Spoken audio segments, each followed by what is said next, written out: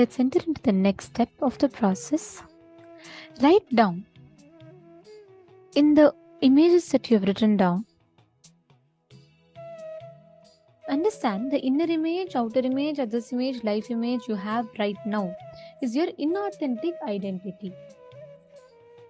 And the inner image, outer image, others image, life image you want to have is your authentic identity. Your current identity may be I am weak, I am not smart, I am not enough, I am not doing it right, I am not getting it correctly. All that could be your current identity. But please understand that current identity is inauthentic identity.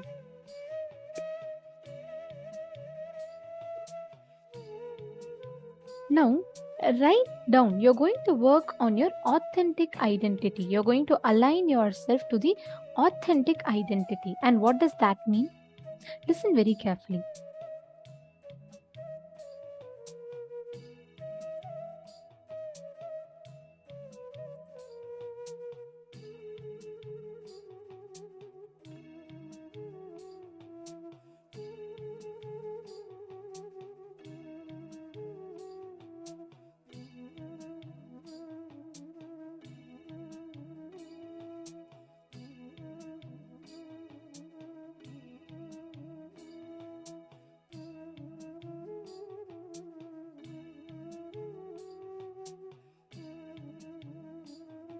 Please listen very carefully. Your current image that you carry, all the low inner image, outer image, others image, life image that you carry about others inside of you, that is your inauthentic identity. All the low inner image that you carry, right now what you carry is filled with incompletions. Am I right?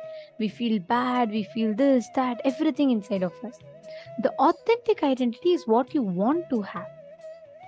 Identify and pen down all incompletions that are stopping you from expressing your authentic identity. Like, for example, you feel you are very, you feel always any decision you make leads to a failure. So you feel you're a person who cannot manage things properly. Your authentic identity is what? That you want to really be a leader who knows, who can get things done. You want to be a go-getter. Now see what is stopping you from expressing, becoming that authentic identity inside of you. Look in, identify that, pen down all the incompletions that are stopping you from you becoming that authentic identity. Are all of you catching it? Are all of you getting the difference?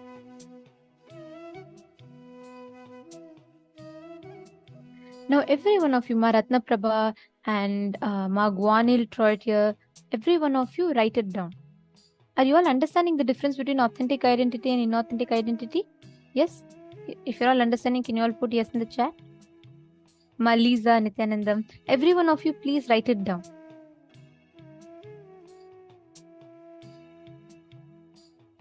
See, this is a very powerful exercise which can help you completely alter.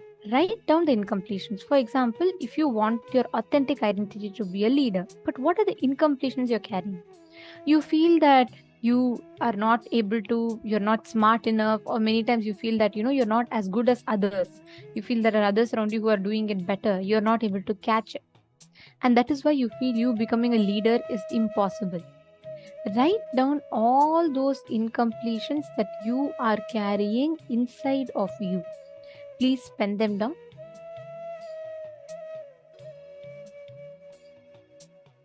For each of the incompletions that you write down, find out why and when it started. For example, when you were young, one of your friends would have told you that, you're not smart enough. And in the class, you always saw that others got the right answers as opposed to you. So you always felt you're not good enough, you're not getting it right. Write down all of those. Please pen them down. Take a few minutes.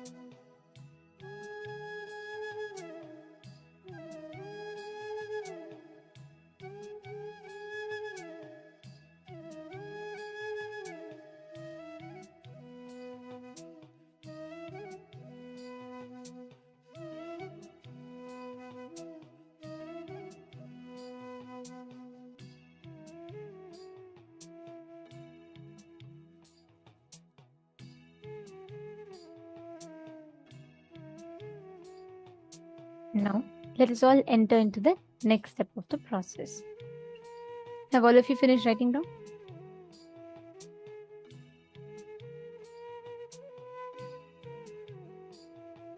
All right. Now that you have written down the incompletions in each of this, understand it is these incompletions that sits in you, inside of you, as self-doubt, self-hatred, and self-denial. And they consistently keep reoccurring, and reoccurring. Now, all the incidents that you wrote, make sure that you are completing, reliving, and relieving them. Make sure that you are have continuously working towards completing them, bringing yourself to the space of completion. Understanding? All right. So now let us all enter into the power manifestation session. We will now be moving to the next session where we are understanding about the science of power manifestation. And you all can take a few minutes, and here we have the gifts for this session. This is the glimpses from the session on Genesis of Identity.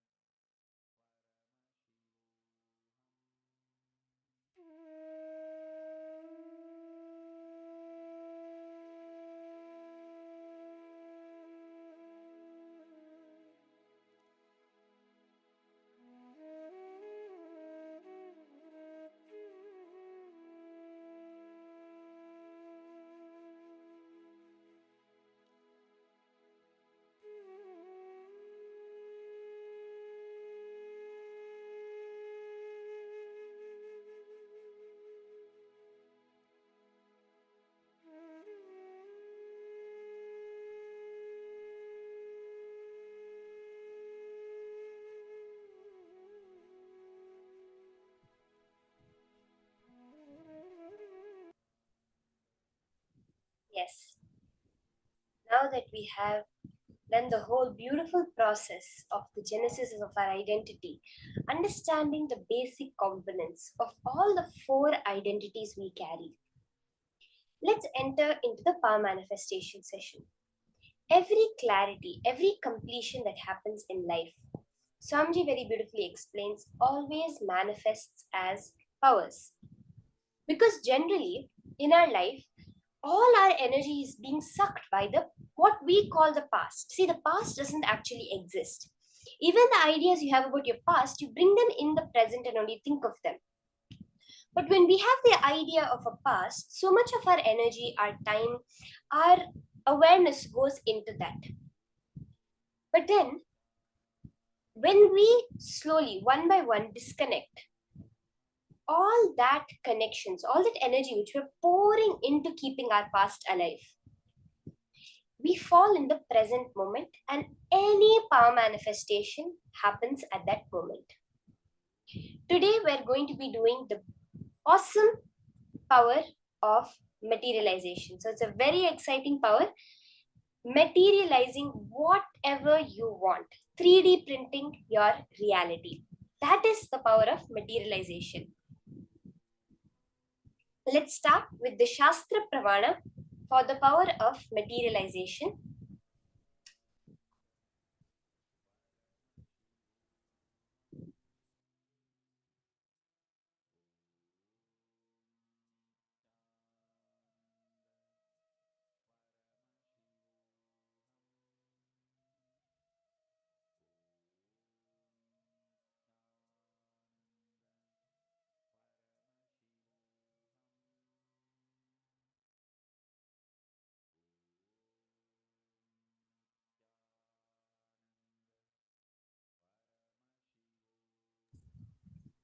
The Shastra Pramana for the power of materialization is from the Paushkara Agama, Vidyapada, chapter 6, verse 101.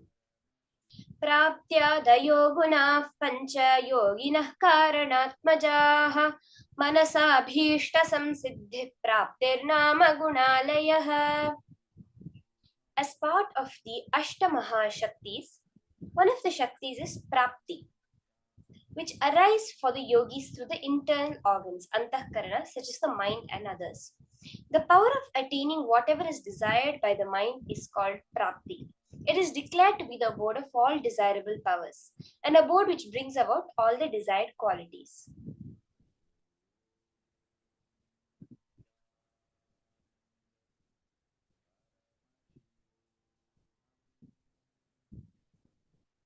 The Apta Pramana for this power is very beautifully how Neem Karoli Baba is manifests in his life.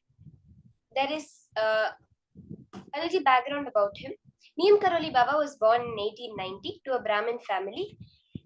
As was the custom at that time, his parents got him married at the age of 11, but he had no interest in the worldly life and ran away from home and reached Gujarat, taking the life of sannyas. After 15 years, his father gets to know where he is and begs him to come back home.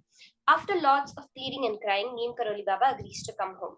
He continues his regular life, has 3 children, but few years later, again leaves home never to come back.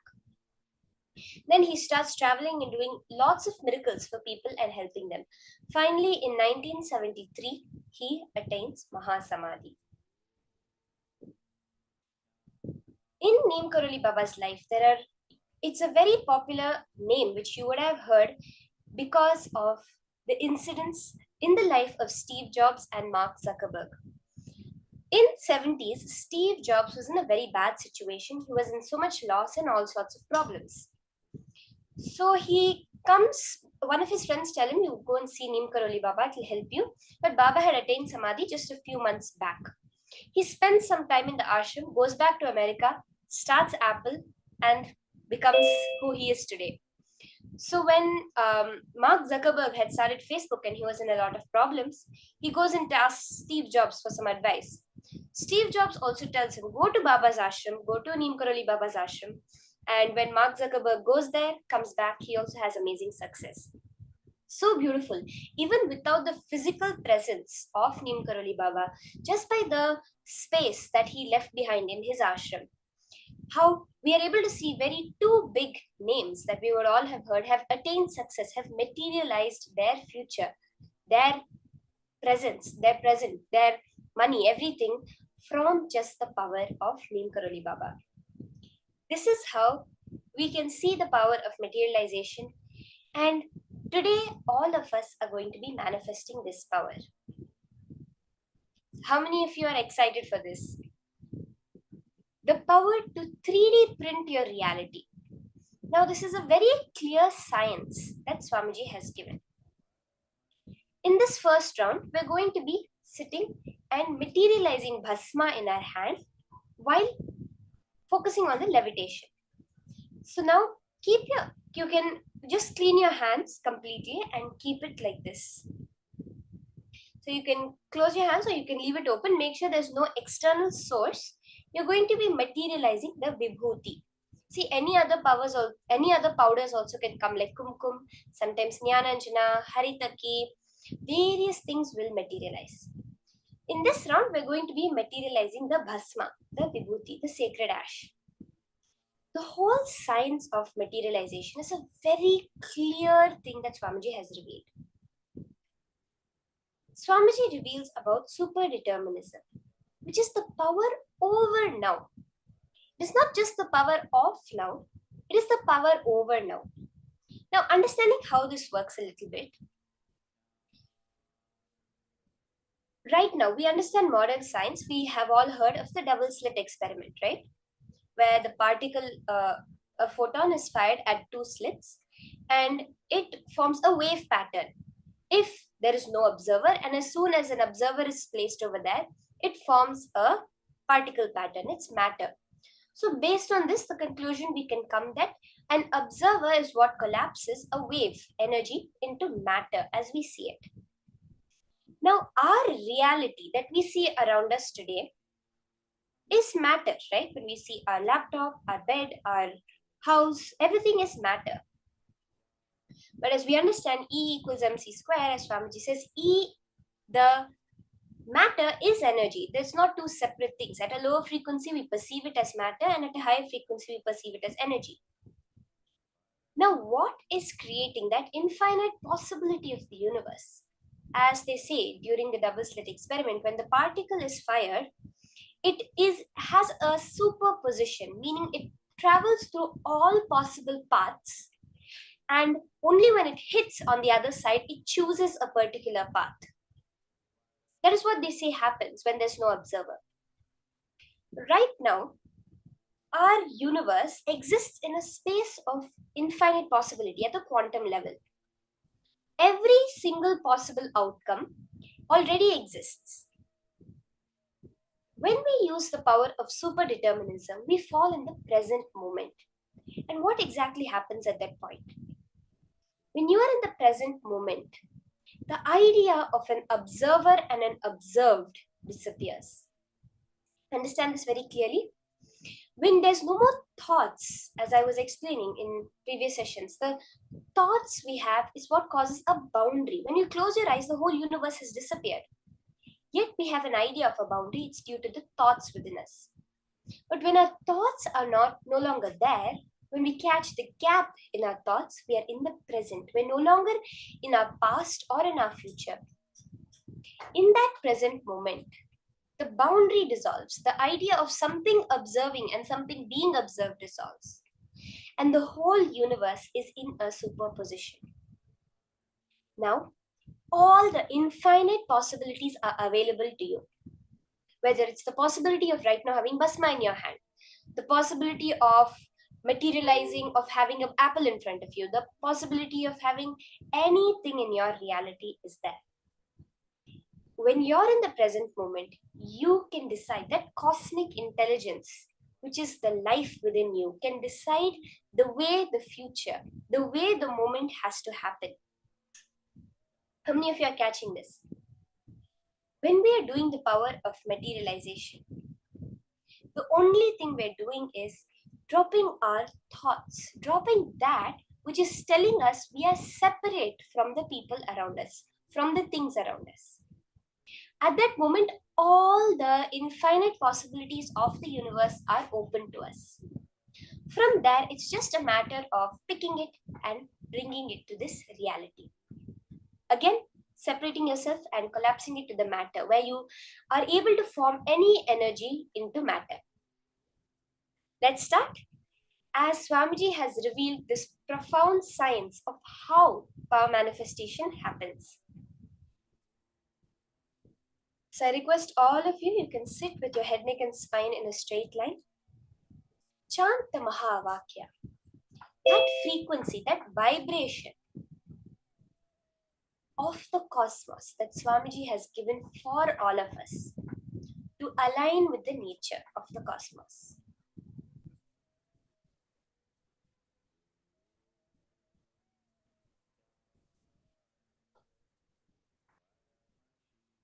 Sit, chant the Mahavakya.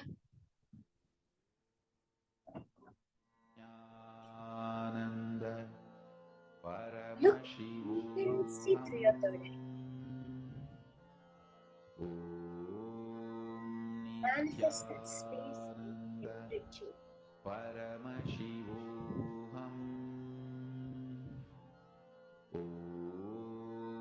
Swamiji will just flow through you.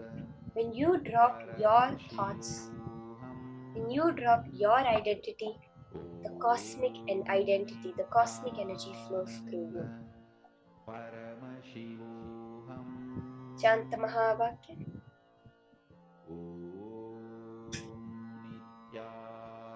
And do the manifestation.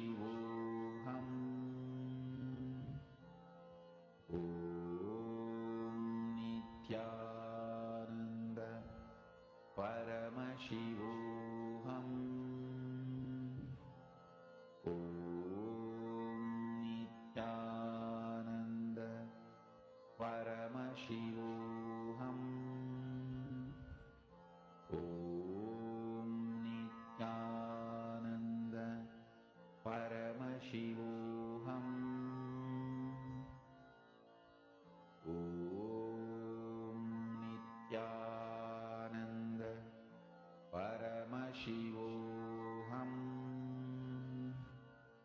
Om Nithyananda Paramashivoham.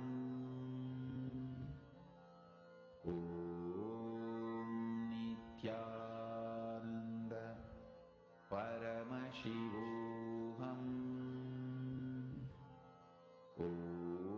Om Nithyananda Paramashivoham. Om Nithyananda Paramashivoham. Om Nithyananda Paramashivoham. Om Nithyananda Paramashivoham. Om Nithyananda Paramashivoham. Om Nithyananda Paramashivoham. Om Nithyananda Paramashivoham. Om Nithyananda Paramashivoham. Om Nithyananda Paramashivoham. Om Nithyananda Paramashivoham. Om Nithyananda Paramashivoham. Relax. Om Nithyananda Up your palms. Look around you. If you have any deities on your laptop, always these are the places where the materialization happens immediately. So you can look at your palms, you can look in between your fingers. Many times the materialization happens in between the fingers. So you can look around you, your dress, the laptop in front of you, and if you have any padukas or deity, you will have seen immediately the bhasma happening. You will also be able to see the slight gold particles appearing in your palm. That is one thing which happens very often, it actually happens a lot, where your fingers and in your palm, if you put a torchlight,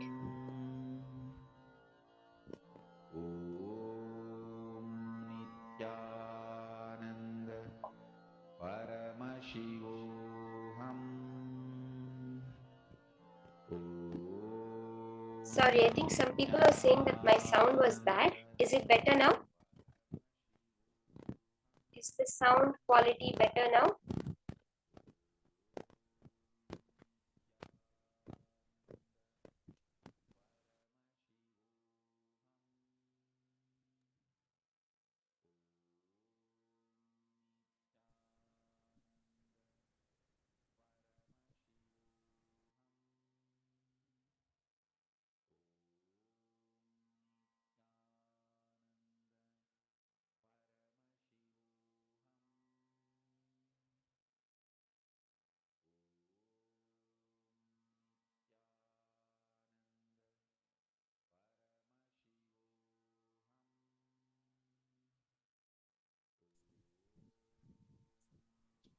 Is the sound quality better now?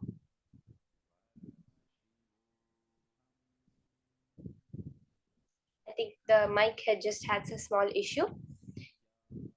So I was just saying, all of you, you can check around you, you can look and see how the manifestation has happened for you around. Look at your dress, the laptop in front of you, between your fingers. Very clearly you will see how so beautifully Swamiji is showing the manifestation happening. Now we'll be entering into the next session. How many of you have heard of what are the dimensions of the cosmos that you know? Regularly, as per modern physics, what do they say are the dimensions? So we would have heard of length, breadth, and the depth, right? Then maybe we would have heard from Swamiji time and space, the time dimension and the space dimension. We have various theories like string theory, which says we have 11 dimensions. But generally, which we experience in our life, what we understand, we know the 3 dimensions of length, breadth, and depth, and the dimension of time. In this session now, Swamiji is very beautifully going to be revealing the 6th and the 7th, the higher dimensions of this cosmos up to the 7th dimension. What is the 7th dimension of the cosmos? Nityatva. Very beautifully now, we're going to be hearing from Swamiji about Nirantaratva and Nityatva. Let's now enter into this beautiful session.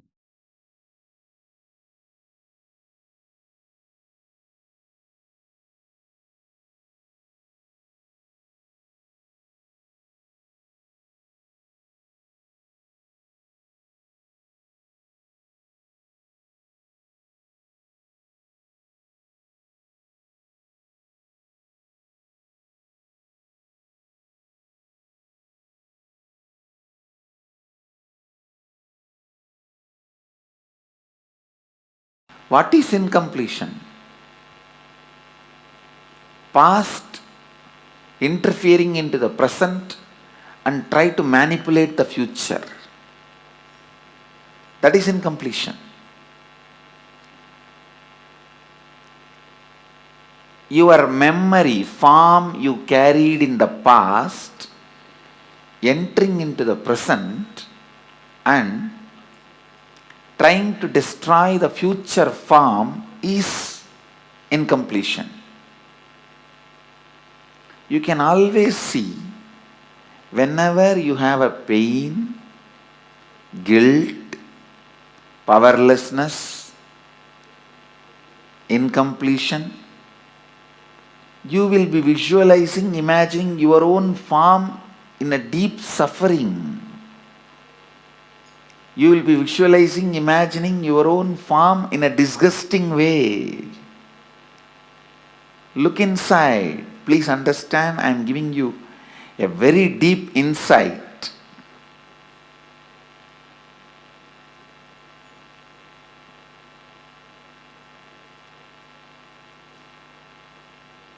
Whenever you are powerless, angry, violent, incomplete,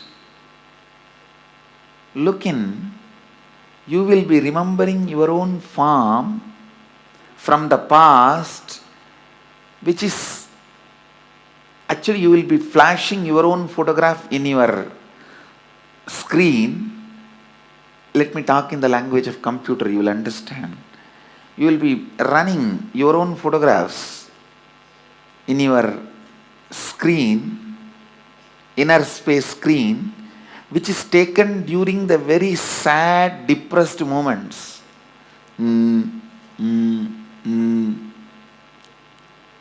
What can I do? Lost, over. That kind of the photographs which you have taken at the wrong moment and preserved, stored in high resolution, in a stupid way, in your inner space, you will go on be replaying them. See, whenever you are powerless, you are not going to remember the full smile photograph of you or the ecstatic photograph of you. When you remember that, you are going to be in the space of completion.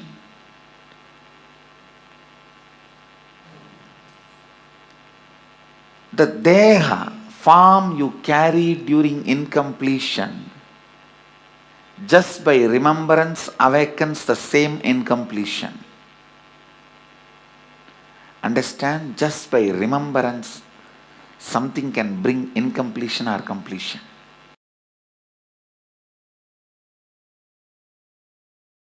The moment one incompletion is triggered by somebody, then that's all. You don't see the world anymore. The world does not exist, only my world exists. That is what is meant by the great Mahavakya, Jagat Mithya. What you perceive as my world is Mithya. Because a small incompletion, the moment it got triggered, it gets triggered.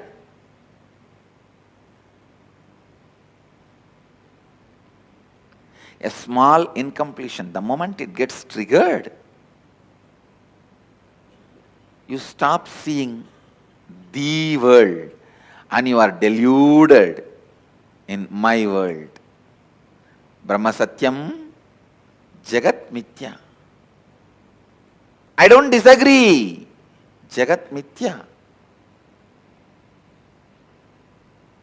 But that does not mean in your actions you will not radiate the truth Brahma Satyam.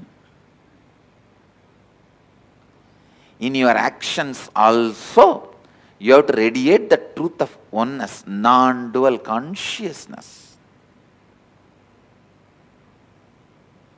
While you are seeing your finance, your accounts, sitting with your auditor, do you feel that oneness without falling into the powerlessness? While you are sitting with a spouse and having a dinner or lunch, do you feel that oneness without falling into the powerlessness? When you are sitting with your team and discussing your corporate strategy, your office strategy, your consciousness, does your consciousness be established in that oneness and non-duality without falling into the powerlessness? Look in.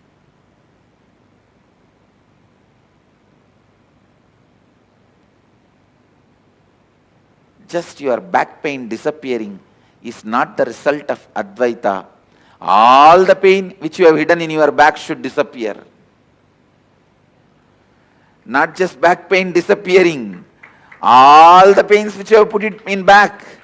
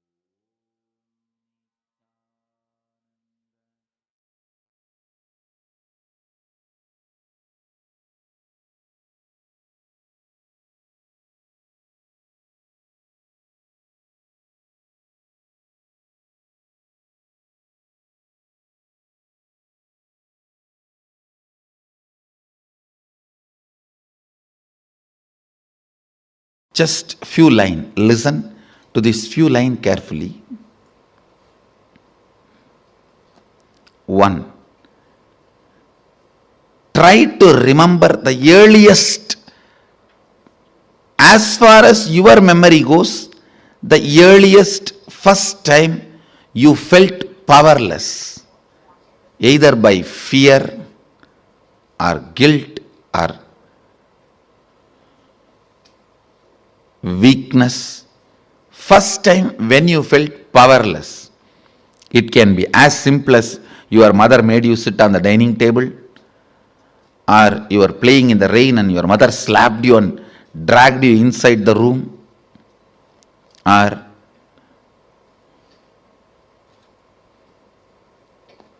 just a stone thrown by your friend or your brother has hit you. It can be as simple as this, or your sister snatching the ice cream.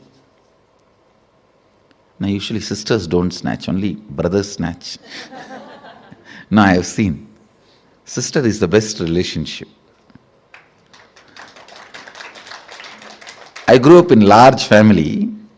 Sister is the best relationship. It can be as simple as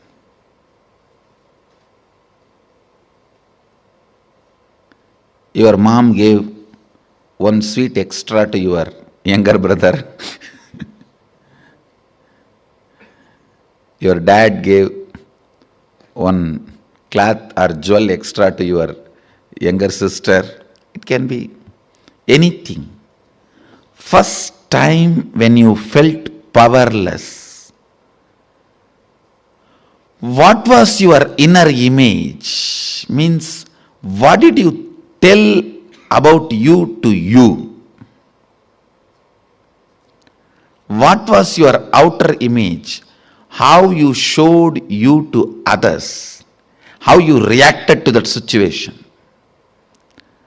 And what was your life image? Means, how did you judge others or life at that moment?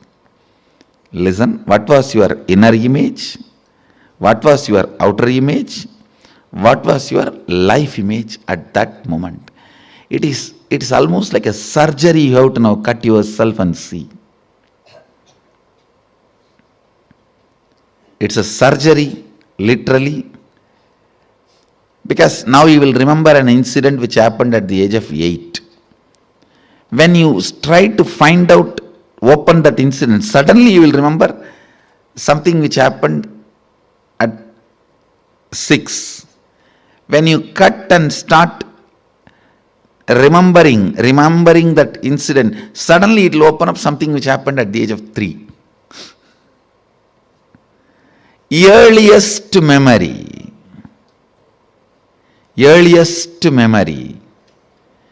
First time, as far as you can remember, when you became powerless. Actually, you will be surprised, because I'm going to blow prana into you.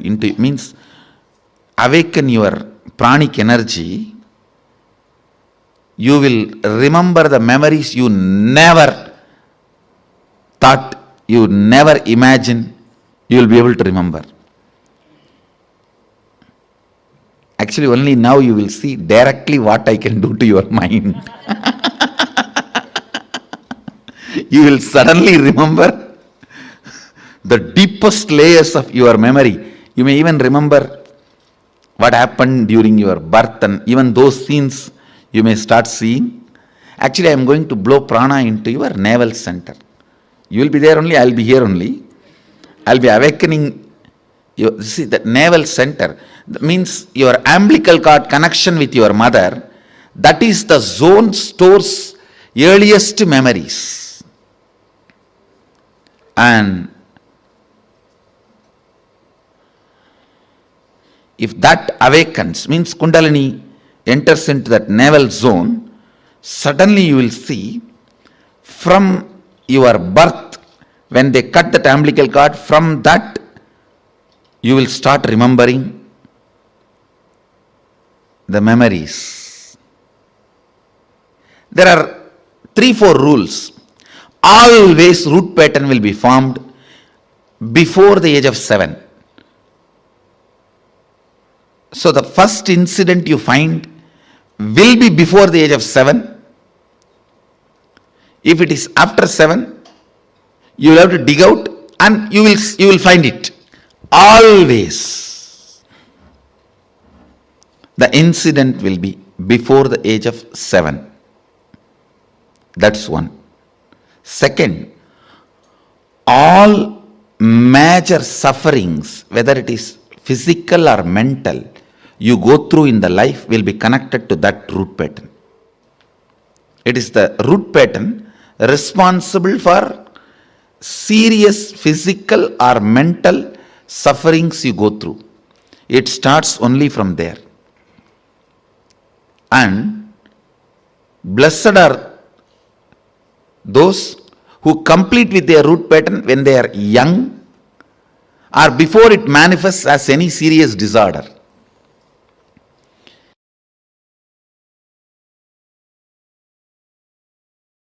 We are going to be working on complete completion.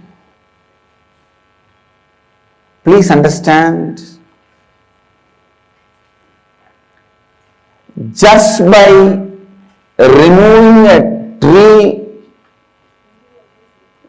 completely, just by uprooting a tree, you cannot be safe that nothing else will grow in that place, or the tree won't happen again in that place. No. You need to understand a very important thing.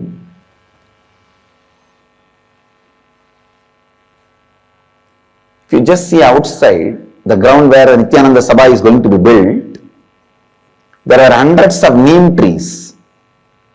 We uprooted all of them and cleaned the land. But go and see, at least 50 neem trees are again back. Even if you uproot the tree, the essence of the tree stays in the ground. So when the water comes and the sun comes, the tree starts happening again. There are some trees you don't need a full seed for the tree to happen. Just the essence of the tree is there in the mud, that's enough, it will grow. There is a herb, Amambacharisi. Just the essence of that herb is enough, it will grow. Same way, just removing your root pattern is not going to completely liberate you. How to stop the tree not happening again? How to make sure the tree will not happen again? How to make sure that tree is not going to sprout again? Burning, boiling the very root, it's a very land where the root can sprout. Same way, burning your consciousness, purifying it to the root from where even the root patterns can grow. That is what I call complete completion. Manonmaniya Vidya. In Sanskrit we call it Mana Unmana. Awakening inner space. Awakening the inner space. Mana Unmana. Please listen. Awakening the inner space. With this process of complete completion, we make sure even if there is a smell or the essence of the root patterns exists in the ground, on the soil, it doesn't sprout again. It doesn't grow again. Manonmani. Please understand. Mana, unmana. Unmana means awakening. Mana means inner space.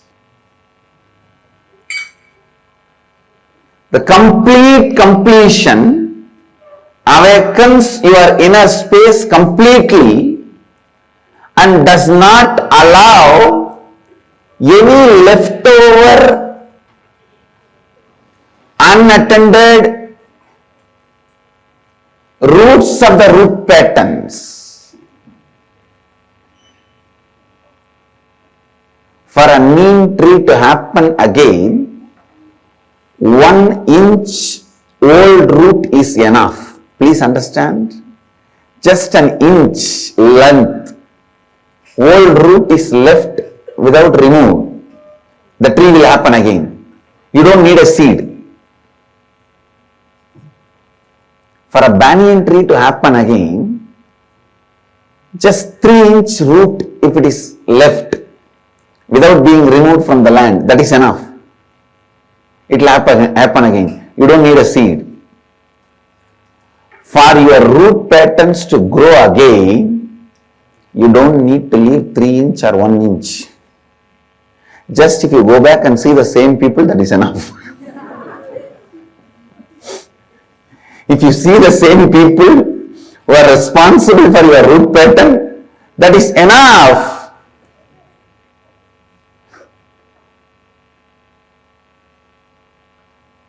Understand?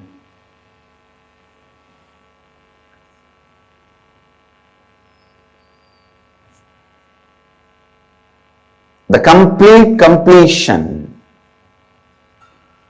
is like ensuring the safety, ensuring the spiritual protection. All incompletion is nothing but the fact not being given enough inner space and cognition and respect by you. And the perception itself is given the first priority and respect. If the perception is recorded as a reality in you, which is going to be constantly changing, will give you a deep insecurity and instability in your life. But instead, if the fact is given the place of reality and the perception is given the place of perception, the recognition,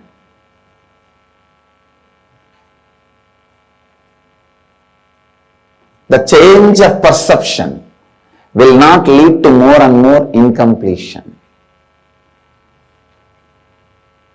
And the fact does not influence your decision and perception influences your decision. I asked you to get five examples. The perception influencing you as a fact and forcing you to take decision, and fact influencing you as a perception and forcing you to take a decision. Every time when you do completion, every time when you are completing, you are moving from Purusha to Mahapurusha, Mahapurusha to Siddha Purusha. Manonmaniya happens in you. Mana, Unmana happens in you.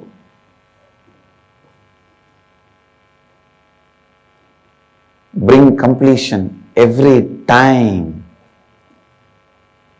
Every moment of your life, feel complete. Be in the space of completion, powerfulness, joy, bringing the space of completion, bringing the space of completion in every thought, every word, every action, every feeling, and every moment of living is enlightenment.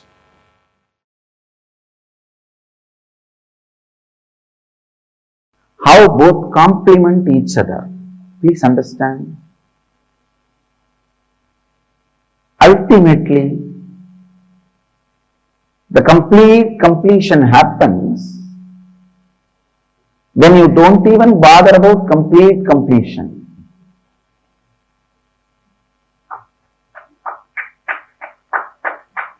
Even the desire or the effort for the complete completion is surrendered. Even when that effort is surrendered at the feet of the divine, the complete completion happens. The signs of surrender. Please listen.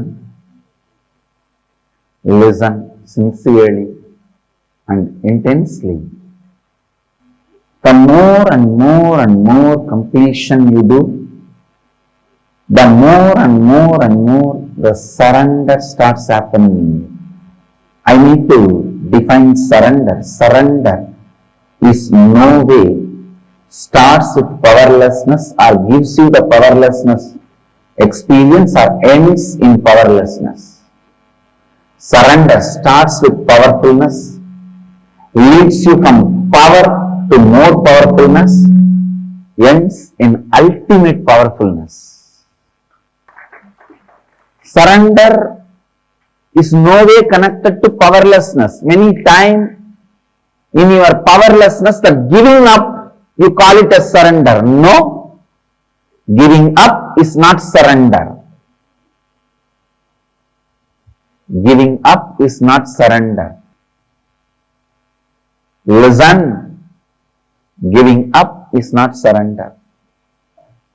A Shiva Bhakta will never give up on himself or others. Surrender doesn't come by powerlessness. It comes by tremendous powerfulness. The signs of completion and the signs of powerfulness both complement each other. The signs of completion and signs of powerfulness both complement each other. When you complete more and more, you become powerful. When you surrender more and more, you become powerful. More completion leads to more surrender leads to more completion. Completion is nothing but falling in love with your higher self. Desire to reside in the higher self. Surrender is nothing but falling in love with the embodiment of higher self, your Ishta Devata. Your Ishta is nothing but your higher self. Surrender should lead to more and more Ishta, not Kashta.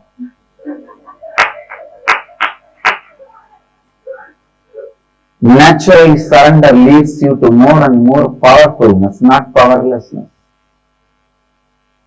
It leads to more and more powerfulness, more and more joy, more and more strength. Understand? When you carry the space of surrender, everything in the life listens to you. Even a plant drops all its thorns just by your request. How do you think just our Gurukul kids are able to talk to plants and the plants are listening to them?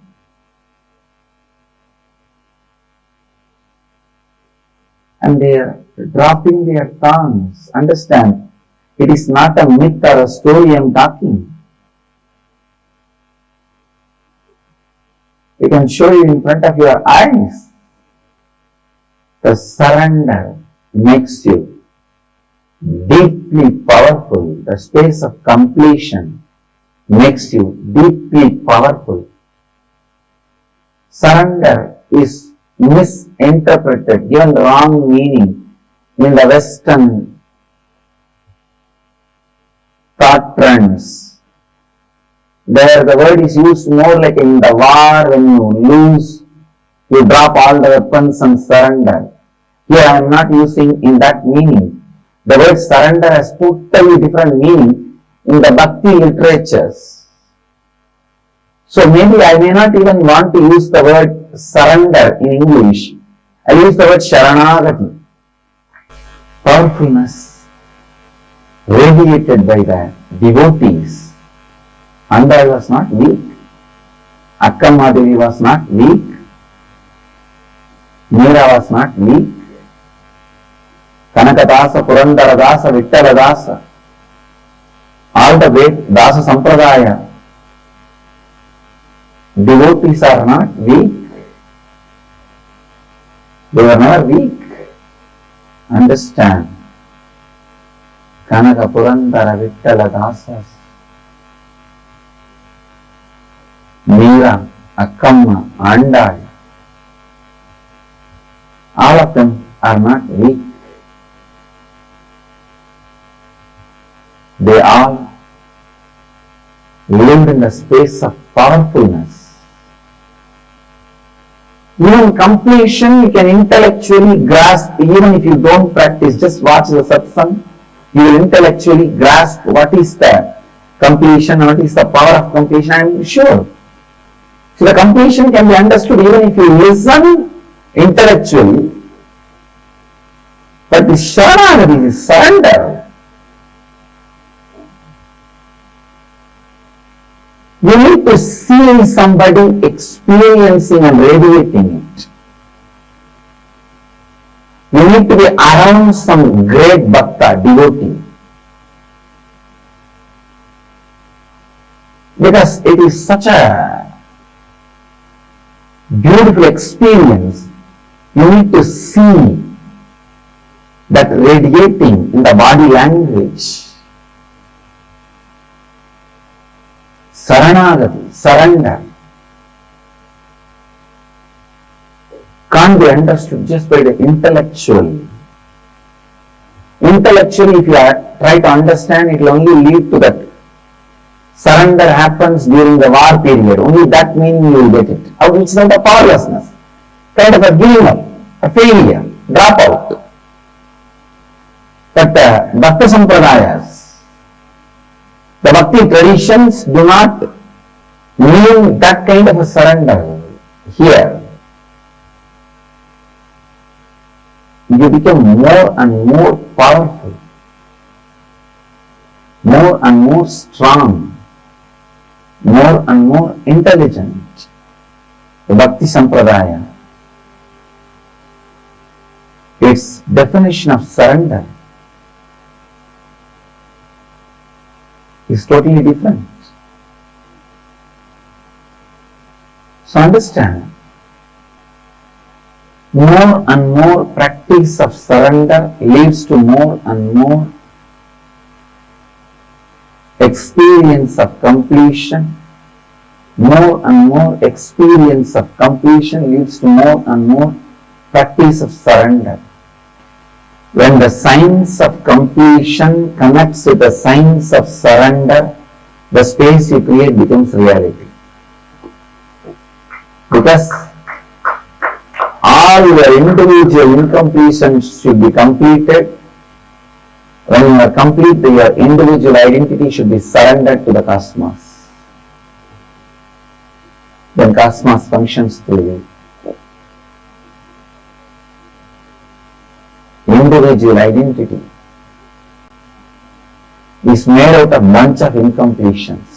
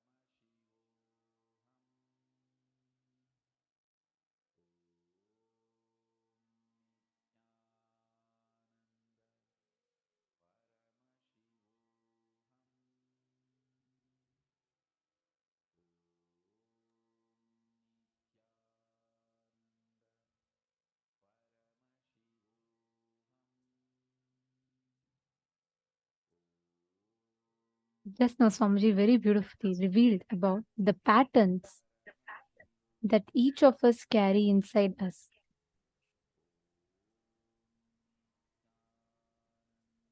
The root thought patterns, when the patterns become strong, when the incompletions, the past thoughts, the emotional hangovers, that is what is an incompletion.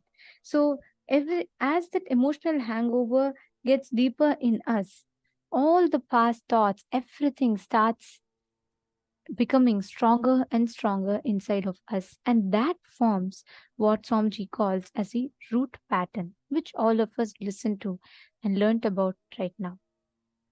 Root pattern always gets created before the age of 7, and after the age of 7, pattern cannot be developed. It only becomes a branch pattern.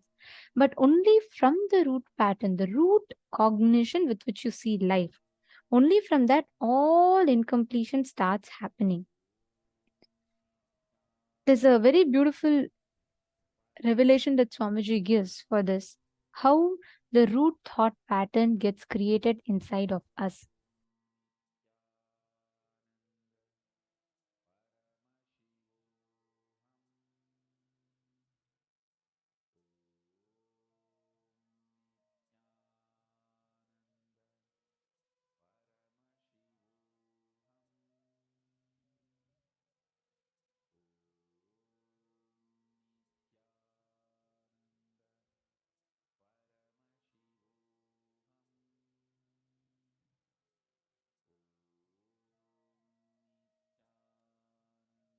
These incompletions, the past thoughts, emotional patterns, hangovers, residues, sitting in the present and suffocating you, not letting you live the futures. And all of these patterns boil down to one root thought pattern. This one root thought pattern that sits inside of us suffocates us. It suffocates you. It pushes you again and again back into incompletion. And it creates a deep hangover in you. And it is with that you start judging all the other patterns, incompletions, everything inside of you. Are all of you catching what a root pattern is, a root thought pattern is? Now, as long as this root thought pattern sits inside of you, and as long as that exists in you, understand all the incompletions, everything in life is created by this root thought pattern.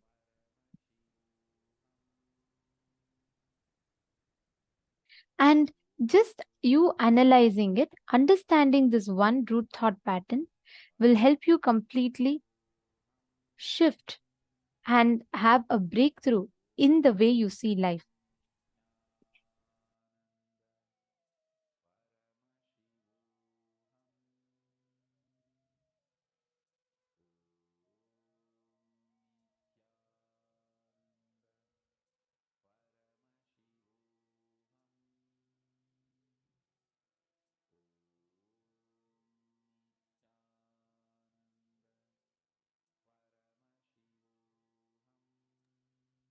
Now, all of us are going to be focusing on identifying a root thought pattern. What is this root thought pattern which sits inside of us?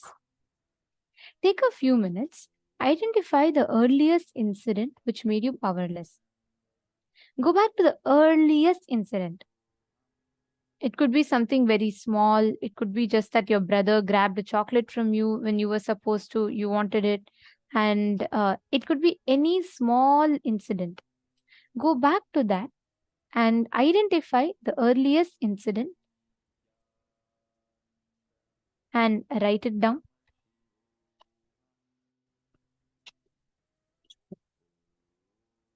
Take a few minutes.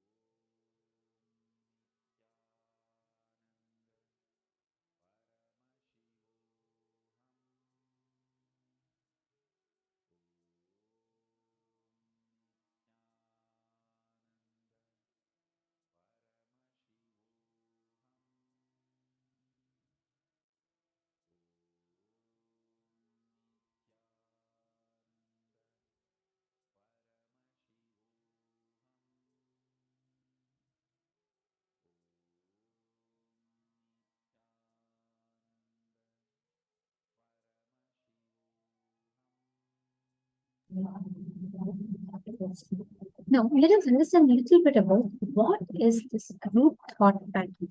Please listen very carefully. All of us have something called patterns, the thinking currents in us. Swamiji explained about it right now, correct?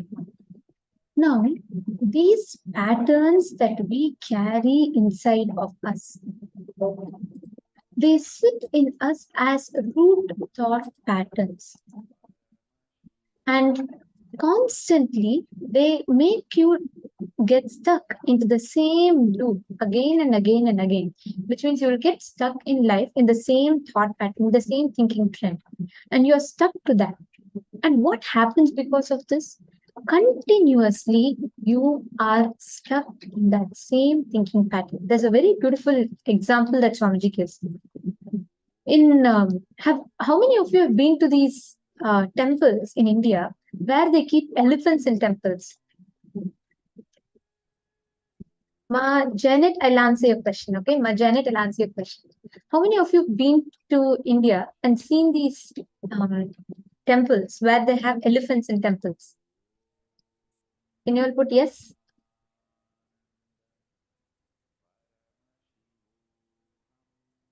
How many of you have seen? Okay, no problem if you've not seen, but those who have seen it. See, actually, it's a very beautiful thing. In temples, they keep an elephant in the temple and they make through, so they basically drive these elephants and the elephants will be blessing people. It's a very beautiful tradition. It has its own significance. In all of these temples, if you've seen Ma Saralananda, Ma Pushkala, when putting, you've seen. Okay, understand. In all of these temples, right, when they put the elephant in front, it's a very funny thing actually. If you see huge elephants, they'll just be tied with a thin rope. Means if the elephant just kicks once, the whole that's all, the whole rope will break and the elephant will be free. But if you see that such a huge animal, such a big elephant, it will not even break free, it will not even attempt to break free from that rope. The way it is very funny if you know how this whole thing works. These mahouts will not control the elephant with some big heavy canes, nothing. They'll just have a lightweight stick and a thin rope holding back the elephant. You know why? When the elephants are small, what these mahouts will do is they'll tie the rope so strong. And when it's small, naturally the rope is going to be strong for it. And then the elephant is trained when it is very small itself. It will try struggle to escape, but it cannot break free from the rope. So the elephant will decide that it cannot break free from the rope. That rope is going to hold it back. Even 50 years later, when the elephant is so mighty and huge, when it can just kick once and the rope will break, it will not even attempt to break the rope. This is exactly root pattern. When you are small, based on some incompletion, many times it's absolutely illogical. Based on some illogical incompletion, we all create a pattern, we all get stuck to that pattern. And then what happens is, continuously, that pattern sits inside of us as an incompletion.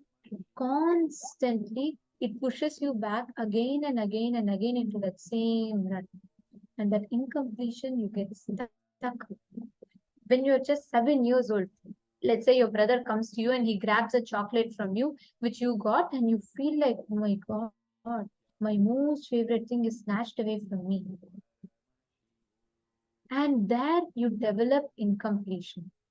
From there onward, you keep creating this loop for yourself again and again and again. The brother will change. Maybe when you grow up a few years later, you will feel like, oh, okay, it's just silly thing. But the situations might change, people might change, but the feeling that life grabs from you remains the same. How many of you are catching it? First, it will be your brother. Then you will feel that, oh, it's my friends are the same, others are the same. You constantly project this pattern to everyone else. Ma Janet, you're asking, what if you don't remember any of the incompletions? Every one of us have incompletions. Every one of us. Here the question is, even if you go back to the most recent incompletion, identify what thought current it is inside of you. Then you will catch the thing. Then you will know what exactly is incompletion. It will take you back next, previous, and previous months. So I'll give you all another example. Let's say when you are young, okay, very small, you're playing in the rain. Okay, Andreas is also saying I can hardly remember anything. It was bad. Understood. Listen carefully to this example. You'll catch the thread. When you are small, let's say you're playing in rain. Okay, your mom calls you, and your mom tells, "Come in." You ignore her. You're enjoying the rain. You play in. You're continuing to play, and again your mom calls you. You don't come. Third time she calls you. You don't come. Next, she just comes straight outside, gives you a tight slap, holds you by hand, drags you back inside the house and locks the door. Listen very carefully. What exactly happens now? The moment you see. Now, later on, you may feel like, oh, okay, she did it out of her concern. She didn't want me to catch cold. But when you are 7 years old, all that you don't know, you don't understand that. You feel, why is my mother not even letting me to play? She doesn't love me. She hates me. I'm not her favorite child. She doesn't like me anymore. Like how much my other friends' mothers love the friends. My mother doesn't love me. I don't like her. She does not want me to enjoy. And understand that one cognition you make, my mother does not love me, she restricts me. When you're small, you think she stops you. You don't know the word restricting and all when you're small. You just feel like she stops you. Listen very carefully. That incident you may even forget when you grow. Let's say you're 8 or 9 years old, you forget and you're fine with it. But after your mother, you project the same incompletion in your teacher. When your teacher says, no, don't go to the washroom now, I don't allow you to go to the washroom, you again feel the same incompletion. You feel life that at that point it was mother who stopped you from playing in the rain. Now it is a teacher who's stopping you from attending your favorite cultural event or attending your favorite sports period. She is stopping you. So the cognition that life does not want me to enjoy, life is stopping me, changes from your mother to the teacher. You project the same incompletion. You feel, oh God, even my teacher does not want me to enjoy. Next, from your teacher, it changes to your friends. Your friends, you feel, oh God, look, my friend, every time whenever I go and do something she doesn't like, she keeps telling me, she keeps trying to restrict me. She wants me to only do whatever she wants me to do. After some time, you do the same thing to your girlfriend or boyfriend. You do the same thing to your fiance. You do the same thing to your husband or wife. After some time, you do the same thing to your child. You feel even your child is blackmailing you and holding you, not allowing you to do what you want. You do the same thing to your boss. You feel even your boss is not allowing you to do what you want to do. Understand the incompletion which started a small silly cognition you developed when your mother held you back from playing in the rain. Even when you're 50 years old, that same incompletion is still carried. People might change. You might not even remember this incident. See, mom, Janet Chung, are you catching it? You may not even remember the incident that happened which caused incompletion in you, but there's an incompletion inside of you. Andrea, are you also understanding? Ma Karen is saying she's clicking with it. Wonderful. Every one of us keep having these incompletions inside of us. People change, situation changes, everything changes, but the incompletion through which you perceive the incident does not change. That is what you're going to be identifying now. Please take a few minutes, pen down, write down the earliest incident. Even if you don't remember when you're 7 years old, 8 years old, what happened, it's okay. What is the earliest possible that you're remembering? It can be 2 months old, 3 months old, some deep pain or suffering you went through. From that, pen down. What was your inner image at that time? What was your outer image at that time? What is your life image at that time? And what is the other's image at that time? Please pen down. If any of you have any other questions, you can feel free to ask.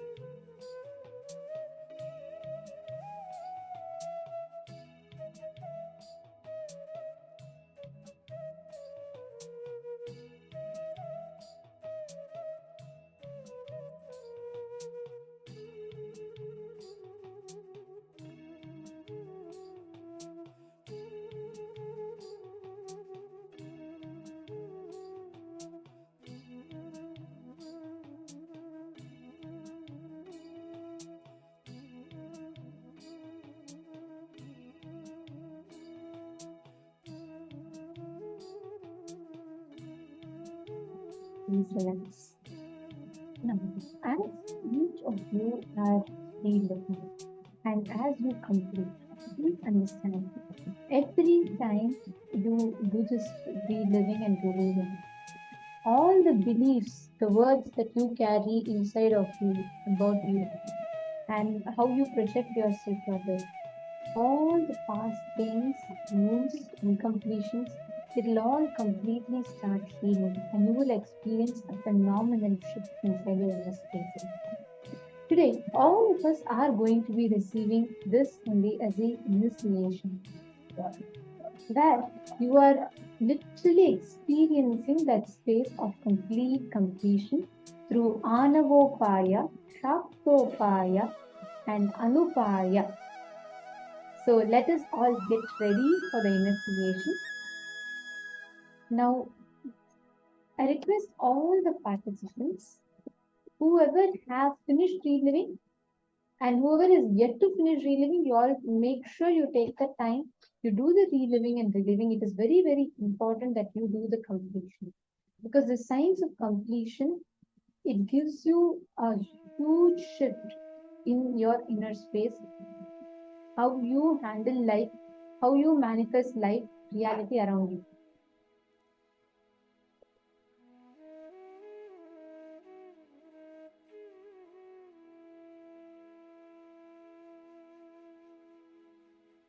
Yes.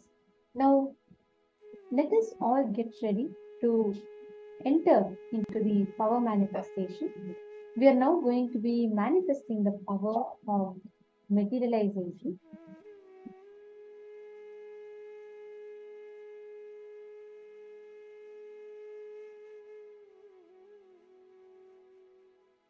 See, today all of us, as you're all doing the completion process, your ability to complete, your ability to break free from patterns, your ability to bring the space of complete completion in you is directly related to your ability to manifest, your ability to create anything you want in life. Every time you break a pattern, it becomes a power. Like patterns are like the stopping points. Every time you break a pattern, it becomes a power. Now, if we just understand this one thing, right, how you can break free from all these root thought patterns inside of you. And if you catch this, the manifesting the power of materialization will be easier. What is materialization? Basically, you are making matter into energy and reassembling that energy back into matter. So you're disassembling matter into energy and reassembling energy back into matter. Now, let us experience that exact science as the power that Swamiji has gifted all of us. Ready? Shall we all start? We're going to be having Ma Shambhavananda. It's going to be guiding us into the manifestation.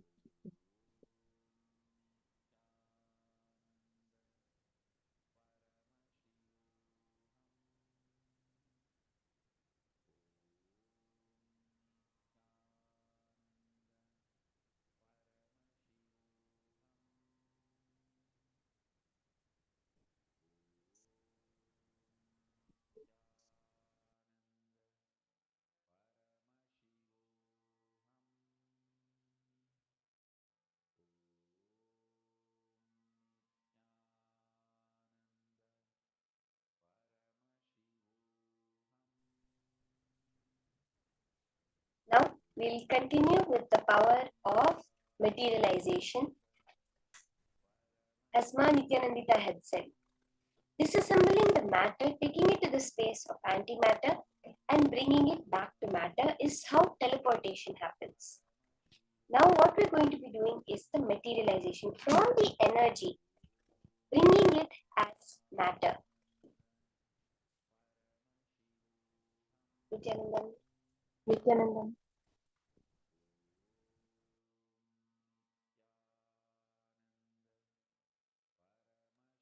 Sorry for the technical glitch. I think there was a small difficulty with my was audio. So basically, what we're going to be doing, listen very carefully. You're going to be disassembling the matter to energy and reassembling the energy back to matter. This is the exact sign.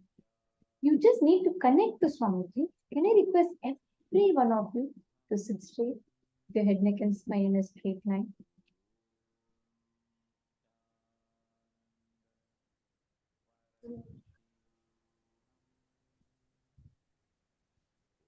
Start chanting the Mahavakya. Om Nithyananda Paramashivoham. For any happening to happen, when we're dealing with matter, to make it energy, it's all about the vibration. That Mahavakya is the vibration that will make that form, that energy, that Paramashiva which exists out there into the matter that you can perceive in your reality.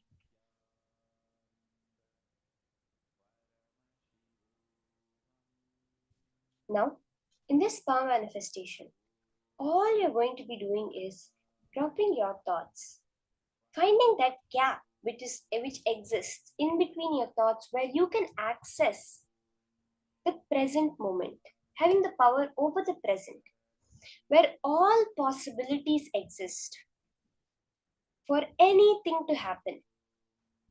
Even modern science says the probability of an atom or an electron being in a particular place at a particular time is infinite. Literally, there was an article I had read which was really funny. The way they say it is like tomorrow morning you can wake up on Mars, because the probability of all your atoms being on Mars exists. The only thing is, as per modern science, naturally when you see it, they say the probability is so small it never happens. But through the power of the third eye, when you're no longer looking at it as matter, when you're looking at it as energy, as a quantum superposition of all the possibilities having the equal amount of probability to happen, that reality of you having a materialized object being as real as possible as now the reality you're experiencing, as you going and filling a cup of water or going and picking up some bhasma, that exists at the quantum level, which you access through the present moment when you drop your thoughts. When you chant the Mahavakya, bring that frequency, that vibration in tune with the cosmic energy. So now, as we're starting the power manifestation, sit straight, connect to Swamiji, remember Swamiji in your third eye. Sit as Paramashiva. Chant the Mahavakya and unclutch from any thoughts happening within you.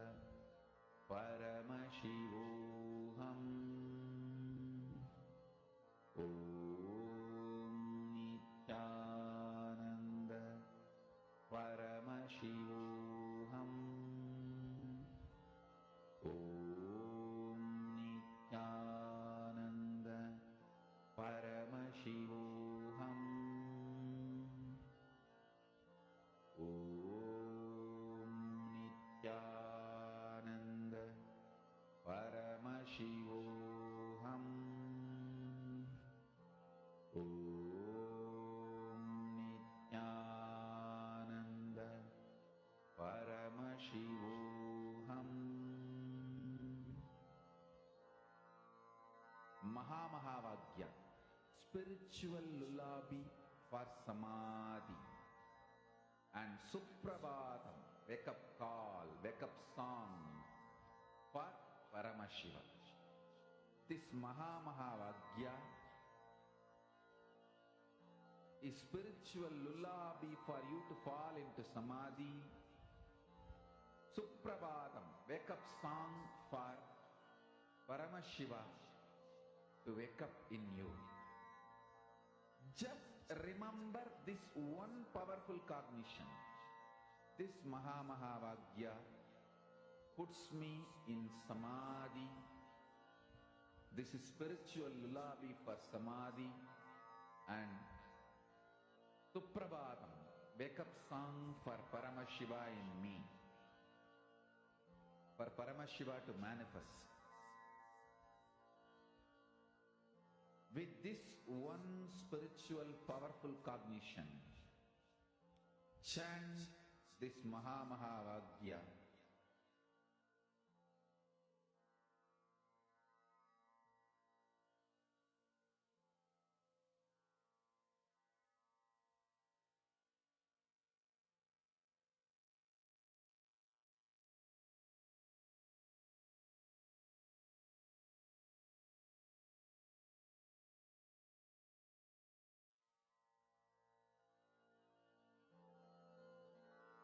Mahamahavagya, spiritual lullaby for samadhi. And Suprabhatam, wake up call, wake up song for Paramashiva. For Paramashiva to manifest. With this one spiritual powerful cognition, chant this Mahamahavagya. Om Nithyananda Paramashivoham. Om Nithyananda Paramashivoham.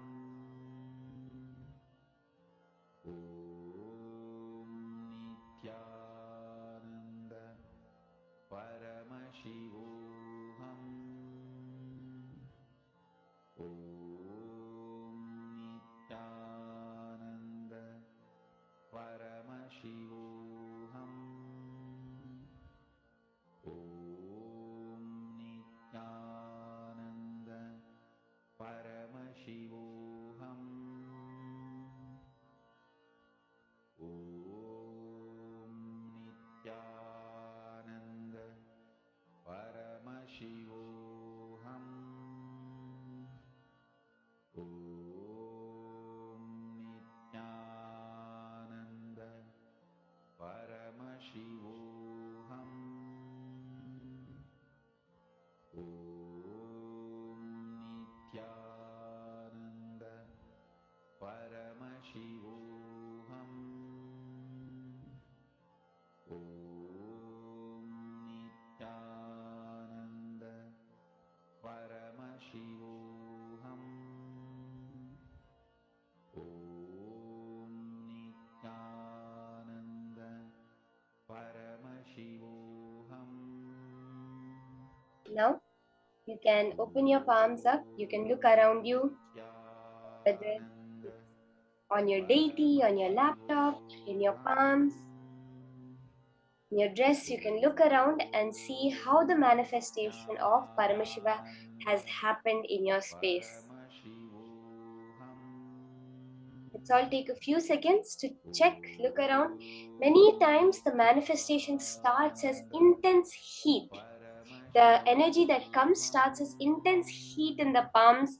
If you're even feeling that, understand you are manifesting. Don't feel like, oh, there's no material, there's no object. Many times there'll be small golden flakes, small golden shiny thing. When you put the torchlight, you'll be able to see. Or else there'll be an intense heat that comes in your palms when you're doing the manifestation.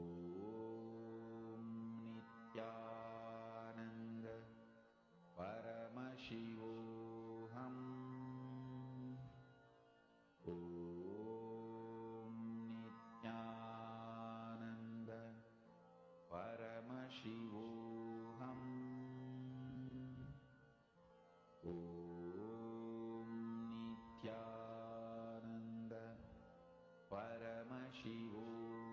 Let's all now verify the manifestation that has happened. You can take a look at your palms, at your dress, on your laptop, any deities you're having. These are the places usually we see a lot of manifestation happening.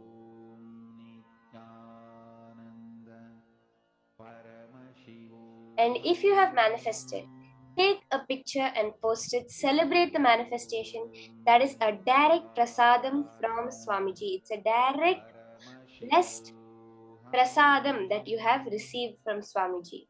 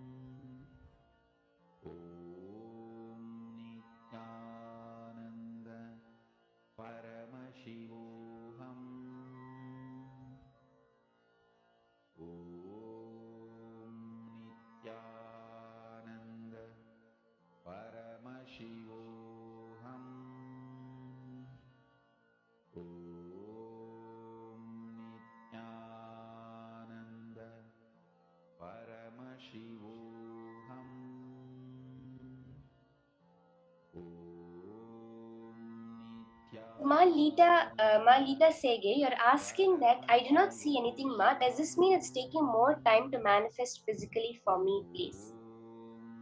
The fundamental cognition with which we should approach manifestation, I would say, is yes, when we are seeing the thing happening, when we see, yes, we know, yes, I am manifesting powers, we say, right? But what actually is power manifestation? Now, even now, me talking to you, you see, you have, let's say, a cup of basma, and you're seeing the basma in the cup. Right now, you have materialized it there. It does not exist, but you have materialized it. Anything in your reality is your materialization.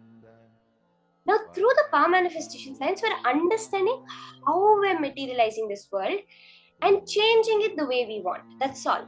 So, first thing, you are manifesting. That is the most important thing. You are manifesting this power of materialization. Any power it may be, the minute you have heard it, you have manifested it. Now, why it's not coming in reality? Yes, it may be taking time. You may not be able to see it. Question yourself again and again. What is that part of me not letting me see Paramashiva's manifestation? Swamiji has said the manifestation will happen. It's the reality is there. Just you're not looking at that reality. We understand, right? The superposition, as we hear in modern science, where every possible pathway for the particular particle to pass through, it goes through all of the pathways, and only when it reaches the other side, it chooses which one. So there is a parallel universe, a reality in which you have manifested. But it's just your eyes are not seeing that. You've not entered that. Instead of you've entered this reality. Now, all the whole thing we're doing as power manifestation is being able to tune yourself to that higher reality. That's all. So the manifestation has happened, Ma. It's just that we are yet to tune ourselves to that feed. It's like you're watching on your TV. You're watching, let's say, BBC. Now, it's not that the show happening on Times Now is not going on. It's just that your frequency is tuned to BBC, so you're only able to see BBC. All you have to do is change your frequency. So now the more and more we do the power manifestation, I know you have sat through so many programs intensely. It's a cumulative decision. Every time you make the decision, yes, power manifestation is for me. Power manifestation is happening. Every time you do that, you're increasing that frequency.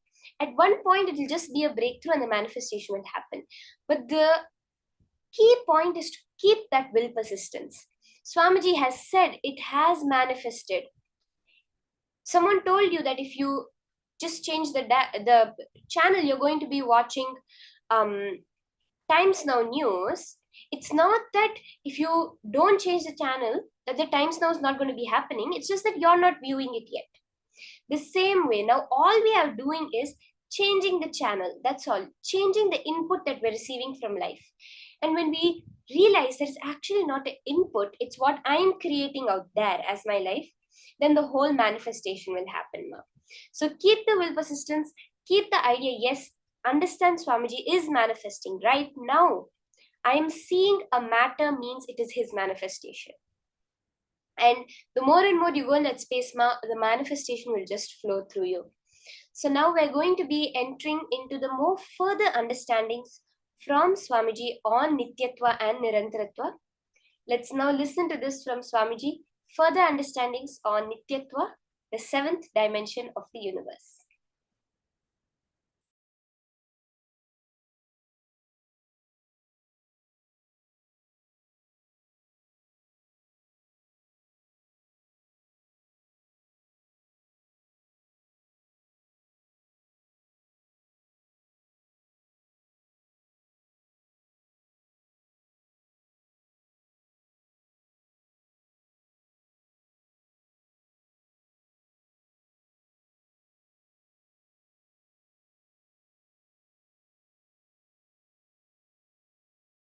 What is incompletion? Past interfering into the present and try to manipulate the future. That is incompletion. Your memory, form you carried in the past, entering into the present and trying to destroy the future form is incompletion. You can always see whenever you have a pain, guilt, powerlessness, incompletion, you will be visualizing, imagining your own form in a deep suffering. You will be visualizing, imagining your own form in a disgusting way. Look inside. Please understand, I am giving you a very deep insight.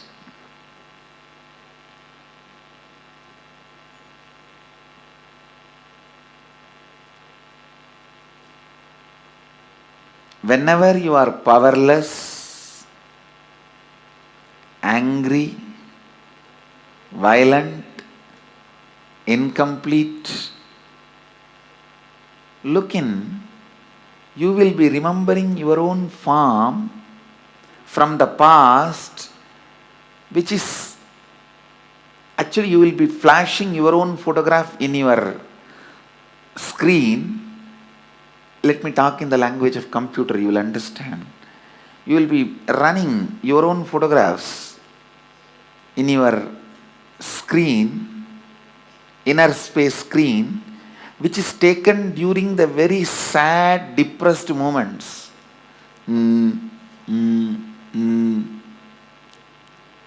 What can I do? Lost, over.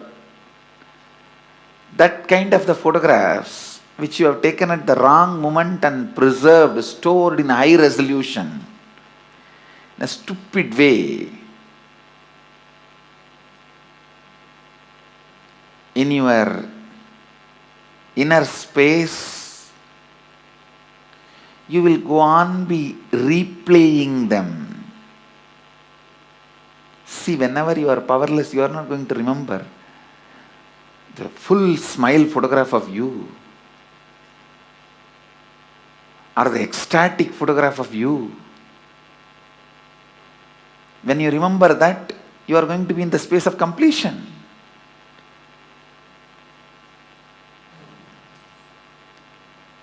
The deha, form you carry during incompletion, just by remembrance awakens the same incompletion. Understand? Just by remembrance, something can bring incompletion or completion.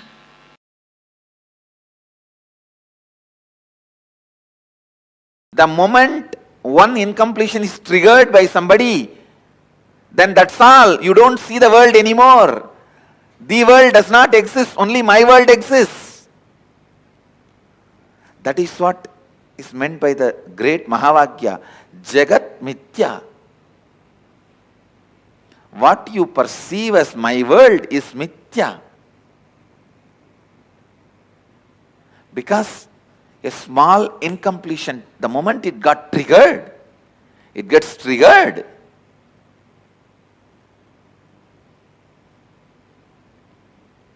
A small incompletion, the moment it gets triggered, you stop seeing the world and you are deluded in my world. Brahma Satyam, Jagat Mithya. I don't disagree. Jagat Mithya. But that does not mean in your actions you will not radiate the truth Brahma Satyam. In your actions also you have to radiate the truth of oneness, non-dual consciousness. While you are seeing your finance, your accounts, sitting with your auditor, do you feel that oneness without falling into the powerlessness? While you are sitting with a spouse and having a dinner or lunch, do you feel that oneness without falling into the powerlessness? When you are sitting with your team and discussing your corporate strategy, your office strategy, your consciousness, does your consciousness be established in that oneness and non-duality without falling into the powerlessness? Look in.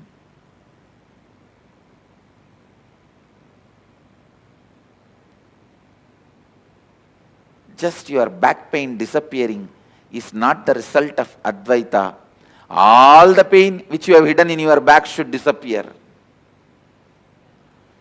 Not just back pain disappearing. All the pains which you have put it in back has to disappear. Suddha Advaita Sukhabodha Jnanam.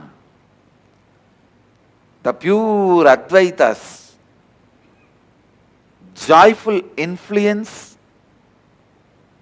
and the wisdom which comes out of joyful influence. Please understand, the joyful influence of Advaita is what I call completion. The joyful influence of Advaita is what I call perpetual completion. The joyful influence of Advaita is what I call Sahaja Samadhi.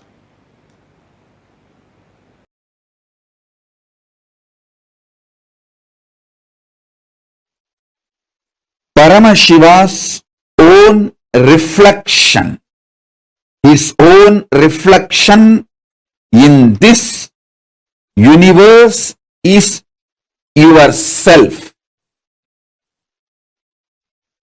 Yourself's original source in the parallel universe is Paramashiva. Listen.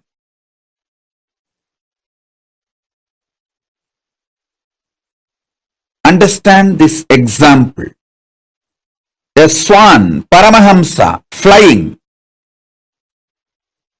on the sky, is just floating in the sky. His reflection falling on a swimming pool. The reflection is you. The swan is Paramashiva. The swimming pool is your body.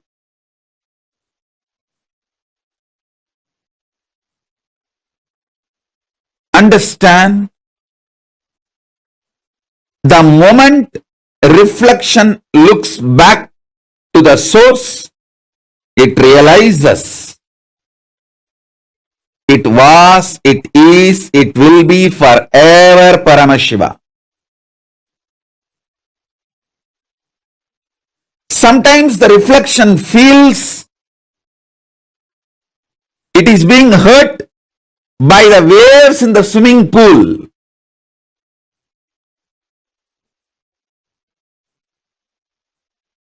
the reflection need to realize nothing in the swimming pool, even if the swimming pool is dried, it cannot hurt you. It cannot hurt the reflection, because reflection is centered in the source. You only have two choices.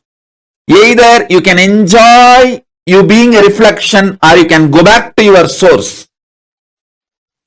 Beautifully, Paramashiva explains to Devi, anything goes circular.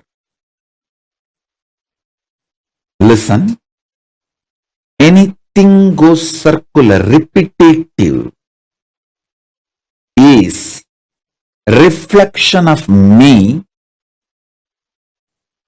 Even when it believes it is suffering, it cannot suffer. It can only forget its existence. In the delusion, it can force itself and imagine itself as if it is suffering.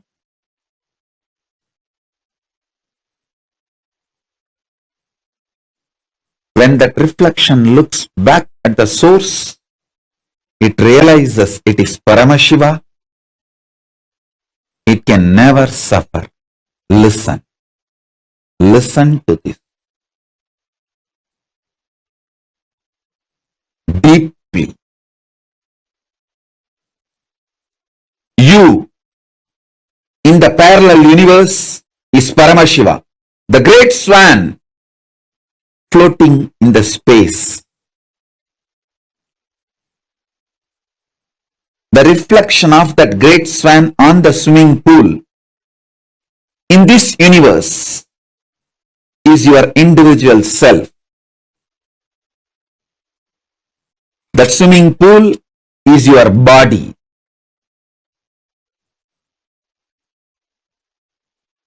Anything which goes round, listen. Paramashiva explains so beautifully. I'll tell you in the modern language, whether it is an atom or known universes, everything goes round it is in circular motion in the space, in Chitagasha, conscious space. Anything, whether an atom or the known universe, everything is rotating in the circular motion.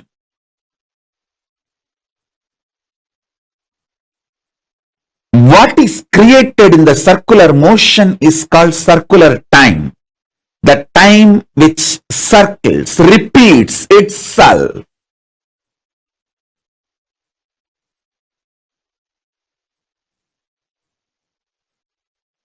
You can see in your body, your hunger repeats itself. Your number 1, number 2, number 3 repeats itself. Your sleep repeats itself. Your patterns repeat themselves.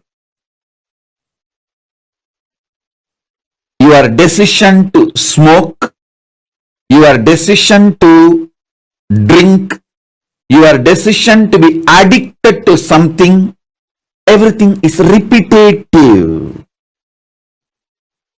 Understand? Anything which repeats is in the circular time motion. It is within the field of Nirantaratva but not Nityatva.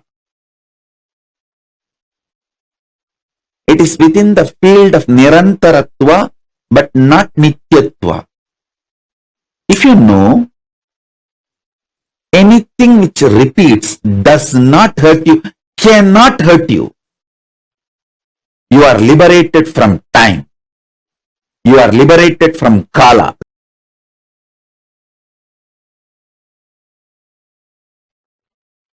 Among the 7 dimensions of the time,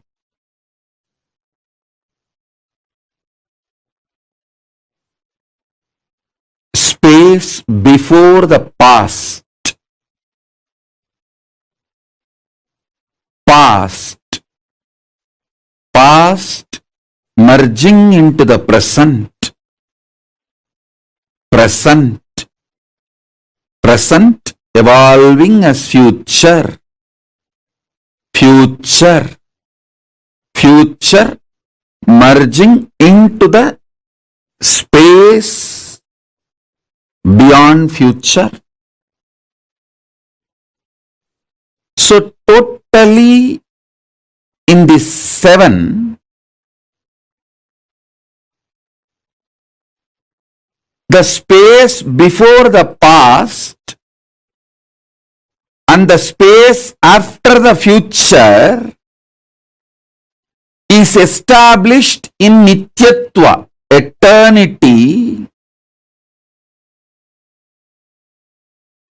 past, present, see, listen,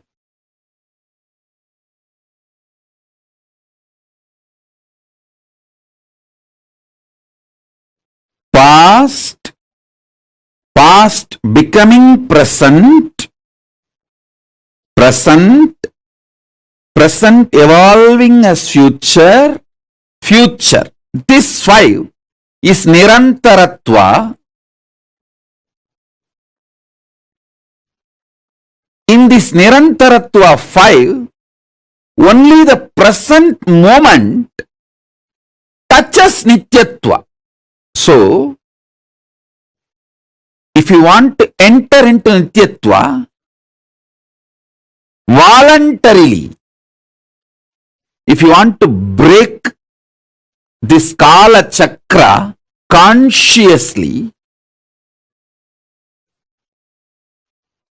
the door is open only in the present. The cumulative effect of all the practices you did and the initiations you received enters into the present.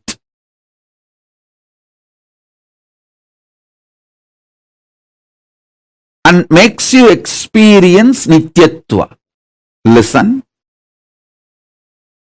I wanted all of you to remember the cognitions I gave about Nityatva and Nirantaratva. Nityatva is 7, Nirantaratva is 5.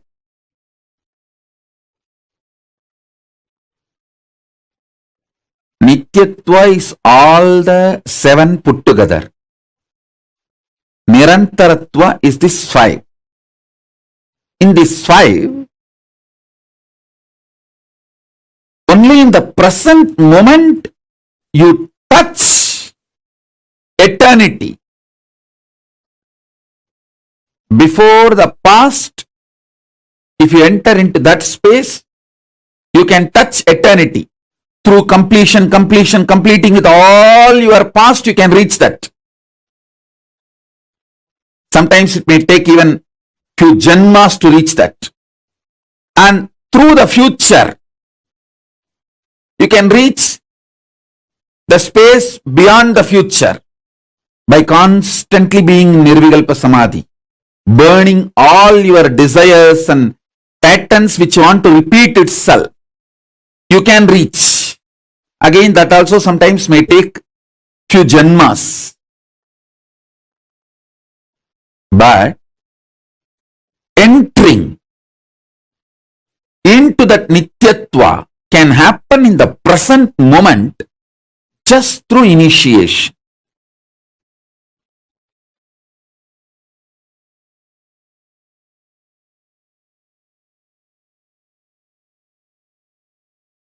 I'll explain this eternal, the truth of eternity. Understand? Many of your patterns, sufferings, fears are impulsive, not existential based. If you decide to sit with you and relaxed way look at you and have a matured conversation with you, much of your fears have no place inside you.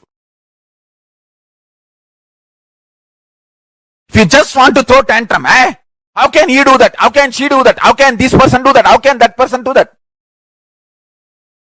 If you are interested in throwing tantrum, all the fears, greed, everything has a place in you. But this constant tantrum based reaction and action, the life you are going to manifest around you is going to be hell. Listen to that truth. See, the constant tantrum throwing, violent hatred, action, reaction, you are going to create hell around you.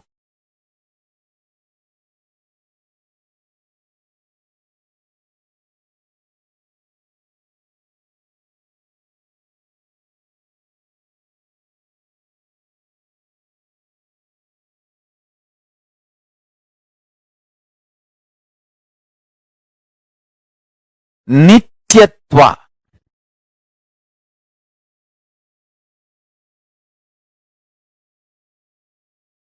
I can use maybe I'll create a new word. Eternal,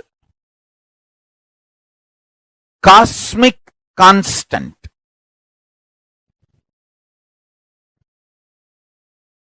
It is actually one of the dimension of the universe. One of the fundamental quality you need to access the eternal dimension of you is having restful, matured conversation with you. What am I doing? Where am I going? I am going to be eternally alive. Am I planning and building my life for that?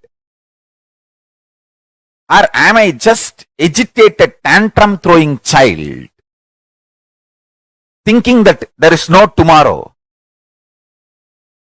When it comes, let me face. Understand? All suffering is nothing but having this attitude. When it comes, let me face, and when it comes, you will not be able to face. That is a suffering. Understand? This is too important statement I am making. All suffering in your life is because of that blind spot you have. When it comes, let me face, and when it actually comes, you won't be able to face.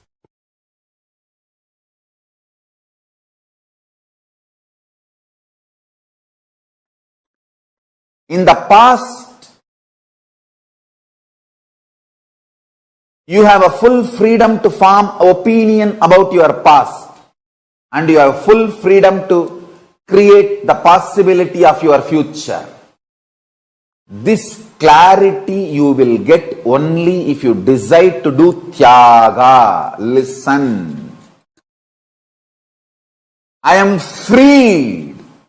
I declare boldly, I am freed, liberated from sufferings once for all. Suffering related to past, suffering related to future, because I decided to do tyaga. Understand? You can always sacrifice the achievements, pleasantness, bliss joy related to your past. You can always forget that you completed PhD, but you can never forget you got delayed for one of your examination because you spent time with your girlfriend, or you slept and you did not appear for that examination. That pain you will be carrying even now. Sacrificing the past related pains, understanding even factually many of your pains are unjustified and incorrect. Understanding even factually your pains are not supported, justified by the reality, real happening is completion. I am repeating. Even factually, as per the real happening, what has happened, if you look what has happened from all dimensions, even your pains are not justified. Your pains are not really right. Even your pains do not have justification to exist in you. If you see the past happenings multidimensionally, is completion with the past. I tell you, how much ever you say, no, I know I have some pains which are absolutely justified. No. You may be Guni, you may be Kaikeyi, you may be Surpanaga, you may be Danganaka Duck, Danganaka Dick, I don't care. You are wrong.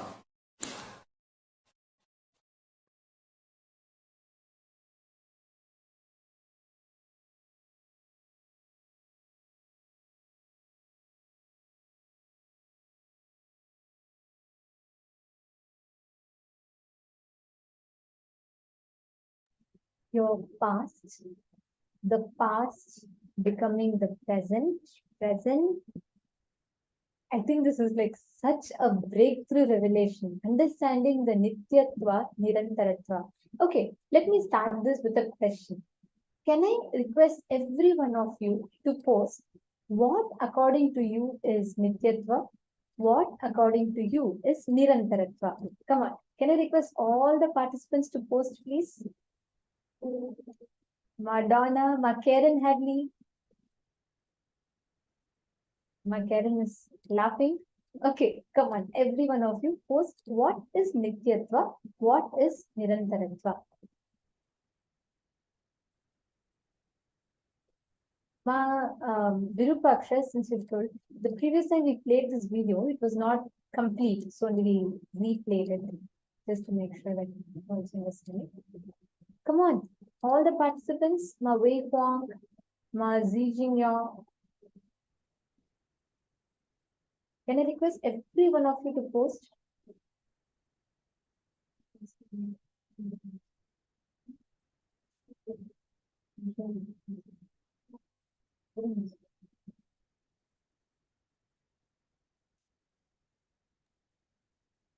Yes. Come on. Now please post the definition. What did you understand as Nityatva? What did you understand as Nirantaratva? I request all of you to post. Ma Orienta, I do see you sincerely sitting. Actually, I noticed quite a lot you're sitting in the sessions. Can I request you to also post? What did you understand?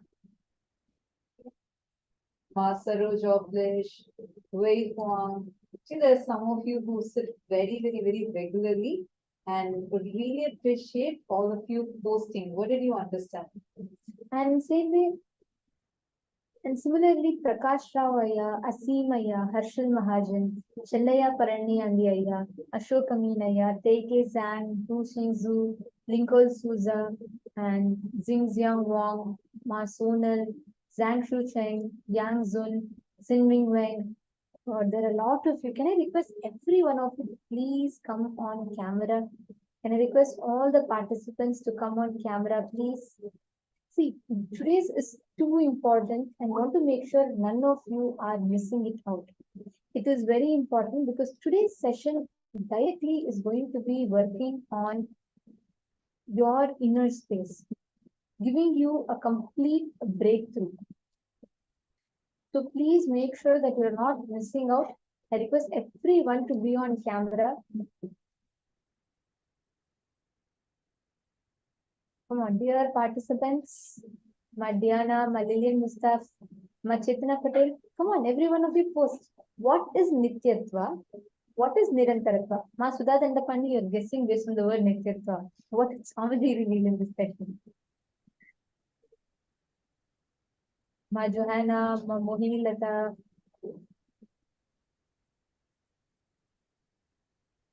Ma Karin. Come on, Ma Karin Silva. Ma Kala Hantika. Ma Chetna. What did Swamiji reveal as Nityatva? What is Nityatva? What is Nirantaratva?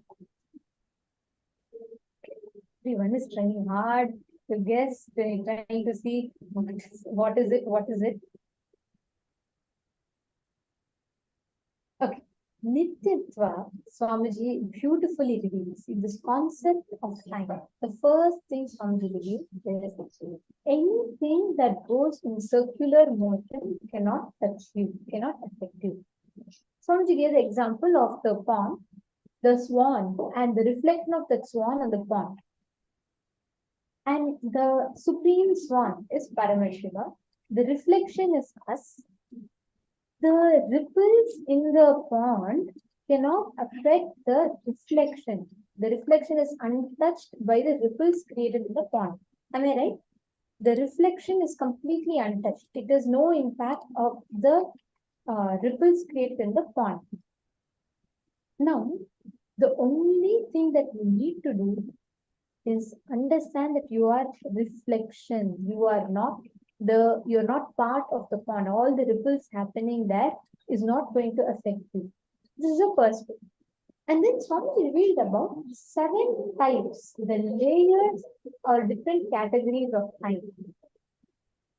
Listen very carefully. Nirantaratva is the ephemeral dimension. For example, the past entering into present entering into future. Now, beyond this, there was a space before the past, there's a space after the future. Now, the normal time that we all know, that we all talk about, that we all measure is past becoming present becoming future, and future. Now, this entire layers of time that we see is Nirantaratva. But beyond this, there's a space of time which exists as it is. That is Nityatva. This Nityatva exists beyond what we understand, beyond our understanding, beyond what we grasp, everything. Nityatva is the eternal component. It is the eternal aspect, the dimension which is eternal, beyond the peripheries of time, beyond the peripheries of anything that you are stuck with. For how many of you you're hearing this for the first time and you feel like, it's like, oh my God, it's going above the head. How many of you feel like that?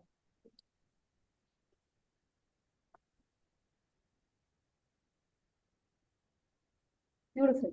See, please catch it. Please understand this truth. Everything that is going in a circular motion, in a loop, we are stuck. And we cannot affect us. We are not stuck in that. anything that goes in circular motion is only an illusion. That time which goes in circular motion is an illusion. It cannot affect you, the consciousness which is centered. How many of you are like, oh my God, of this? See, so many of you are like, what? My Janet is saying me, my Sonia is saying me. Donama, okay. You're saying you don't know how to spell. No problem. Okay. Now, I'm sure each of you have a lot of questions with this, right? How many of you would like, especially when Swamiji said anything that goes in circular motion is an illusion, for me it's a breakthrough revelation. And I have a good news for all of you here. Today, all of you can ask your questions directly to Swamiji, not just prayers and boons, any questions. We all learned about Nityatva, Nirantaratva, the circular dimension, time, how anything that goes in circular motion does not affect us. Actually, that if I get a chance, I would definitely ask Swamiji about that because it is such a breakthrough revelation. How can something that goes in circular motion and not something that is anything that goes in circular motion, Swamiji said, cannot affect us? It's a delusion. And because time goes in circular motion, it is a delusion. Wow. It was like, even now, I cannot completely grasp it. I feel like, when Swamiji reveals further, we all will have extraordinary breakthroughs in that. So today, any of you have any questions that you would like to ask, you can feel free and post it to Swamiji. During the darshan, you can post your questions directly to Swamiji and Swamiji himself will be answering them. Yes, that's right. You get to ask your questions to Swamiji. Mylina Mayer saying it's not that easy with the 7 and 5 points. Don't worry, Mylina Mayer. As you repeat it, as you start understanding it, you'll start grasping it. It's important that you understand the truth, not the words. Leave the words. Words are secondary. But it's important that you understand the truths. The 5 layers that is in front of us, and the 6 and 7. The whole 7, listen very carefully. There is a space before the past. There is past. Past entering into present. There is present. Present entering into future. And there is future. And there's a space after the future. Now, all of us interact with, know, understand about only till the periphery of future and past. Past becoming present, present becoming future, future. This is Nirantaratva. We are stuck in this rut.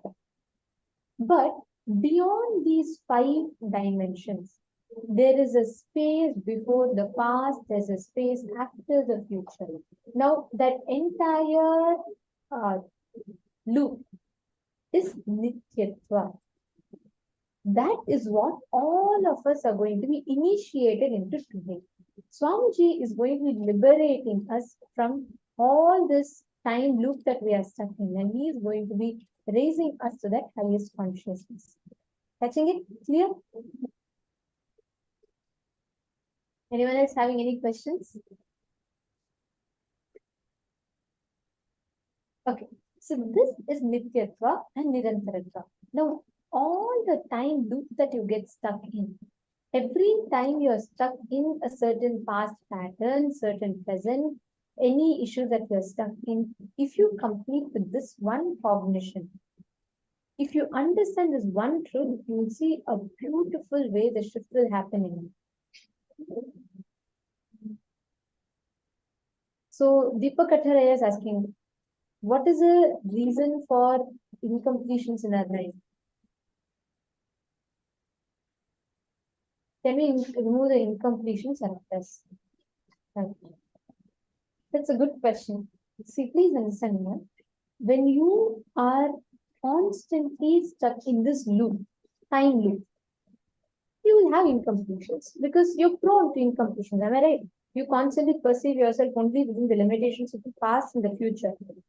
But there's a space beyond that which will give you complete access, which will make you realize that all this is just an illusion.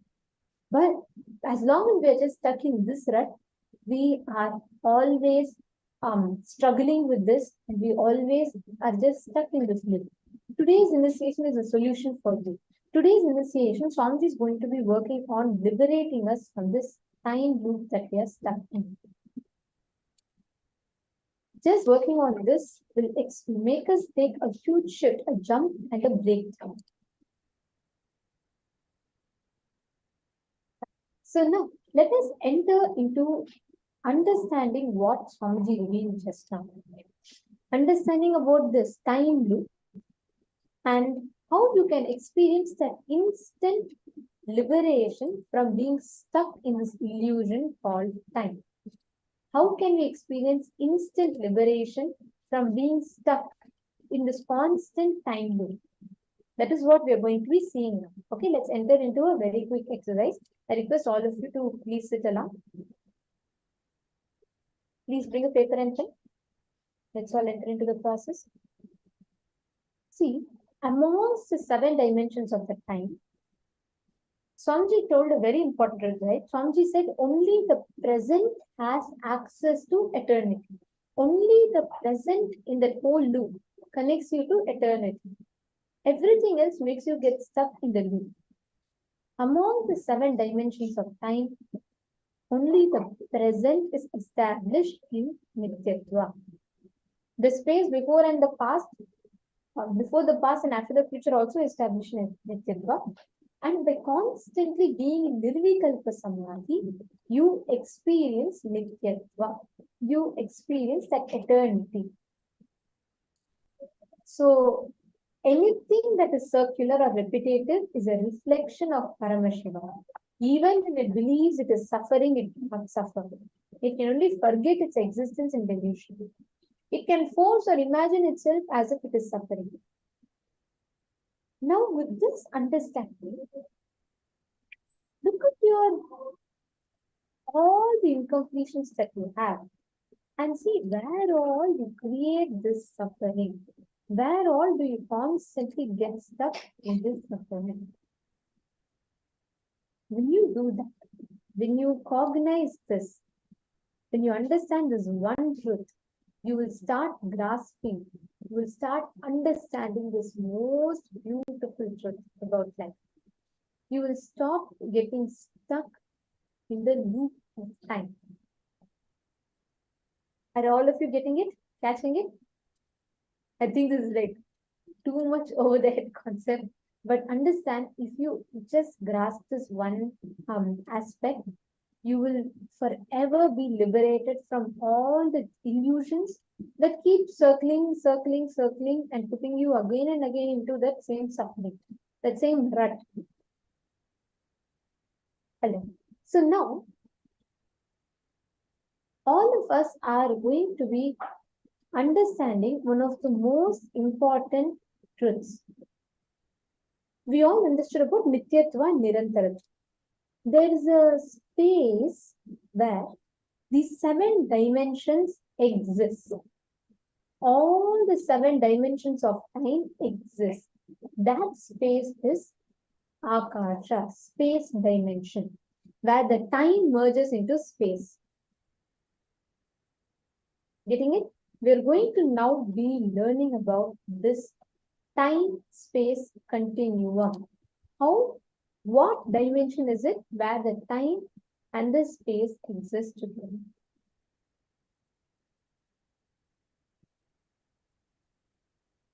So, I request every one of you, can every one of you take a few minutes and please post whatever understanding you have had so far about the Nityatva and the Nirantaratva dimensions.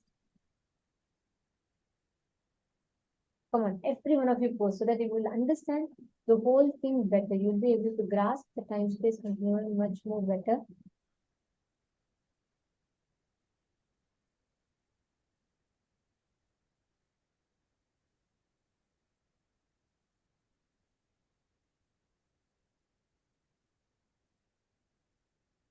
Take a few minutes. I request everyone to please post.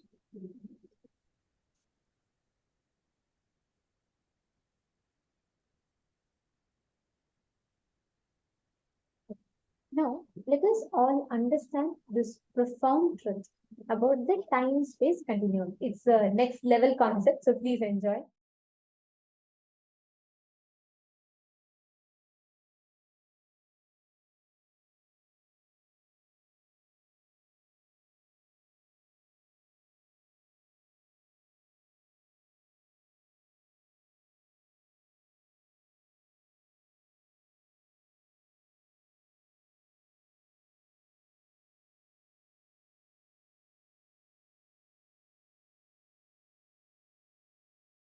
Paramashiva's message directly from Kailasa. Listen.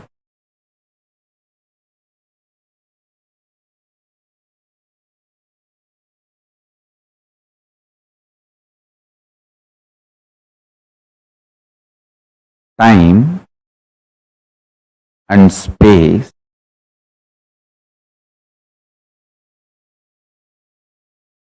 the continuum of time and space is due to a stuff connecting both.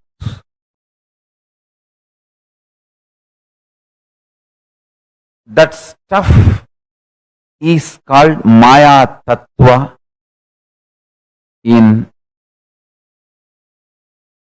Vedic tradition. It is not there, but it is there.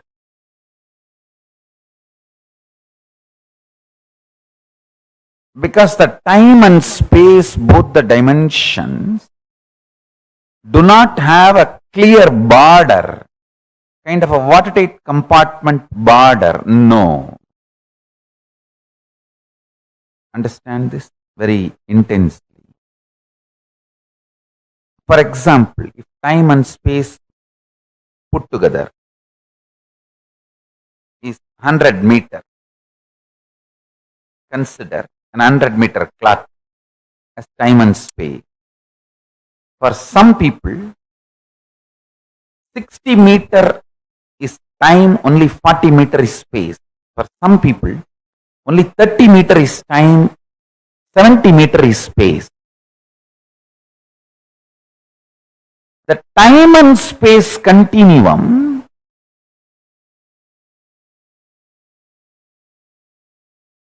and the way it exists as reality for you is not the way it exists as reality for others. That is why some people are so excited to wake up in the morning. Some people feel, oh God, I don't know why I need to open my eyes. Listen carefully. The outer world reality is perceived between certain frequencies. Like I gave the example, 20 hertz to 20,000 hertz sound only can be perceived by any normal human being. Below 20 hertz or above 20,000 hertz, you can't perceive it. You can't hear it.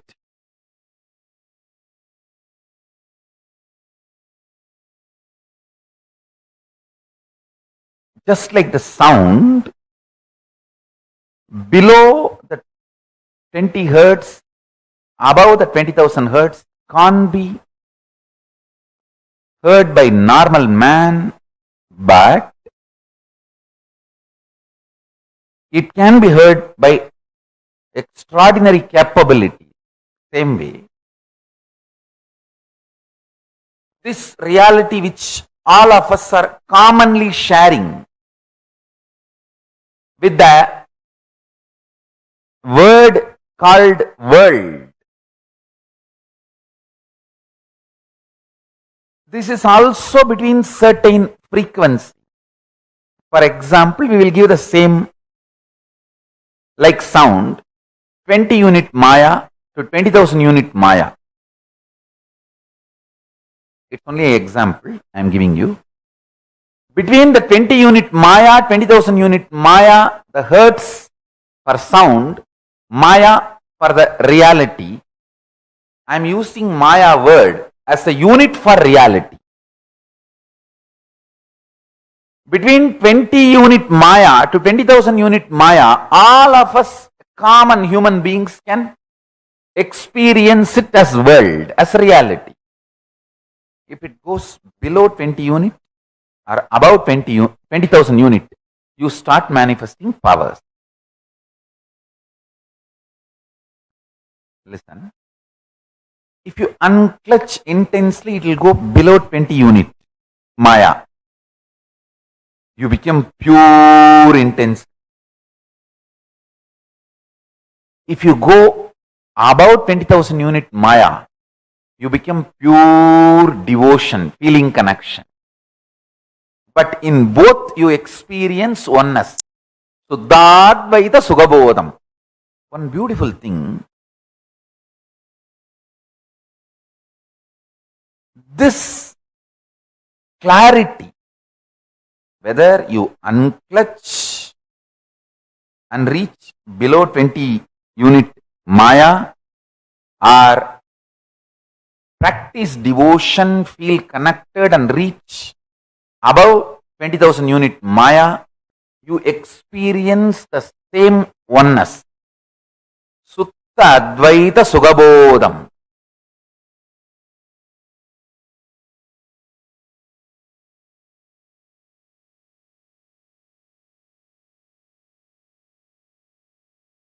If I initiate you into power manifestation,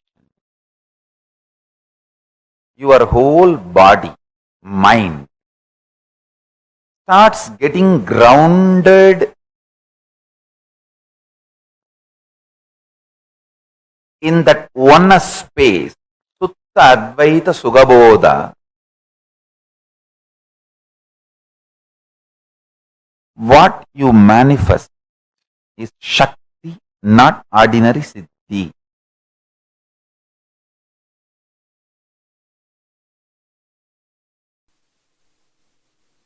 Listen. The higher dimensions,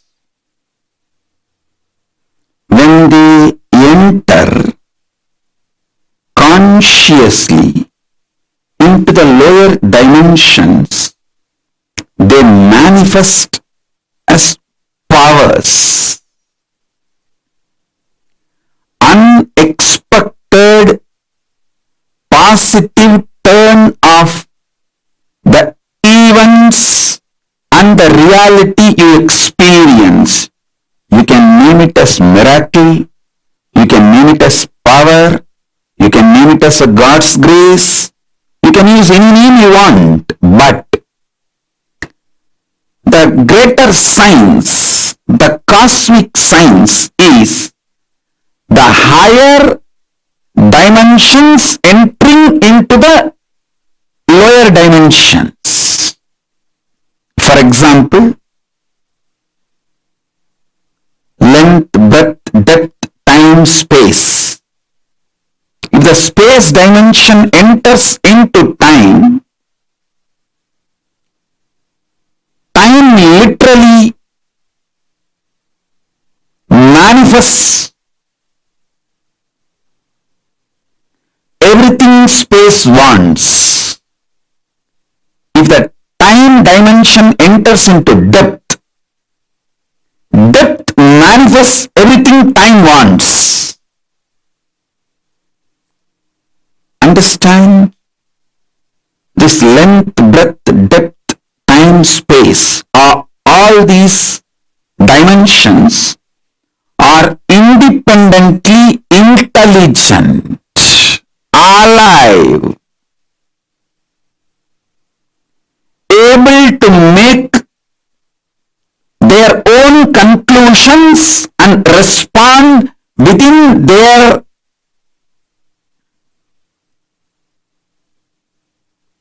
frame and working zone.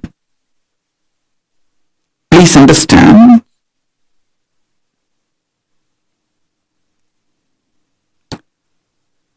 the length dimension is responsible for your logic, rationality, breath dimension is responsible for your ability to feel the emotions, feeling connections.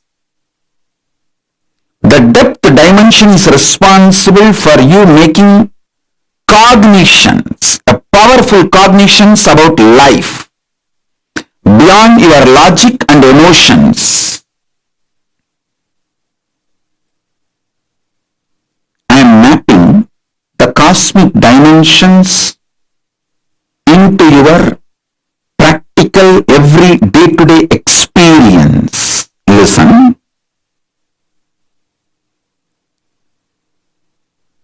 Length dimension is responsible for your logical, rational thinking. That does not mean the whole length dimension is limited to your logical, rational thinking. No. Anything which moves as per the logical, rational thinking you understand, all of that are bound by the same length dimension. For example,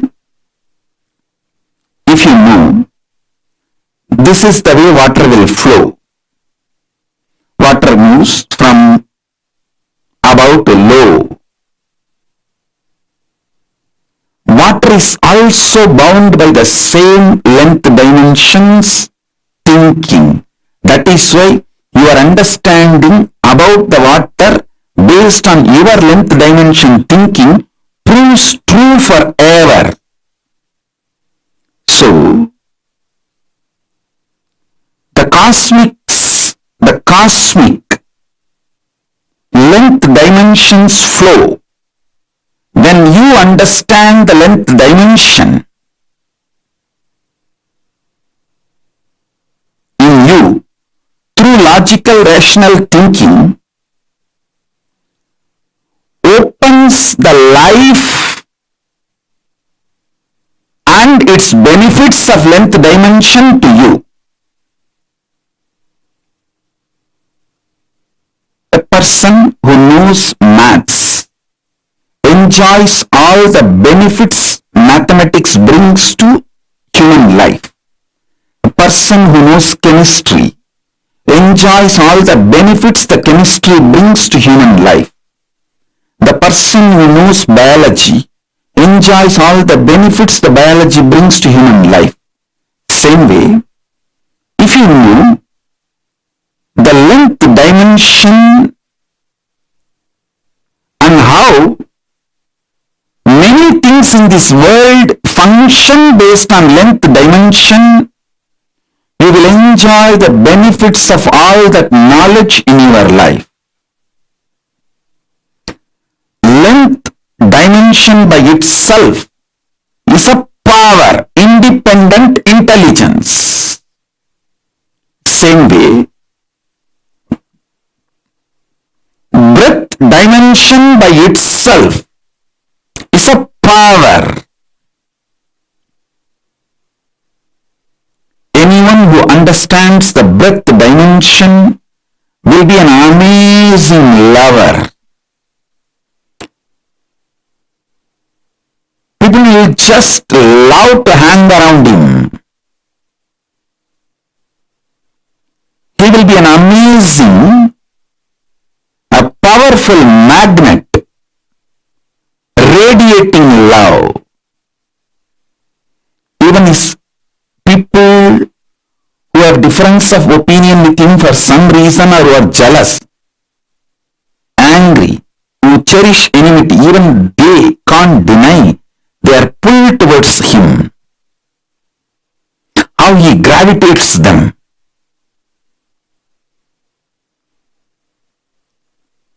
A person who understands depth dimension of the universe has access to everything which functions centered on any principle.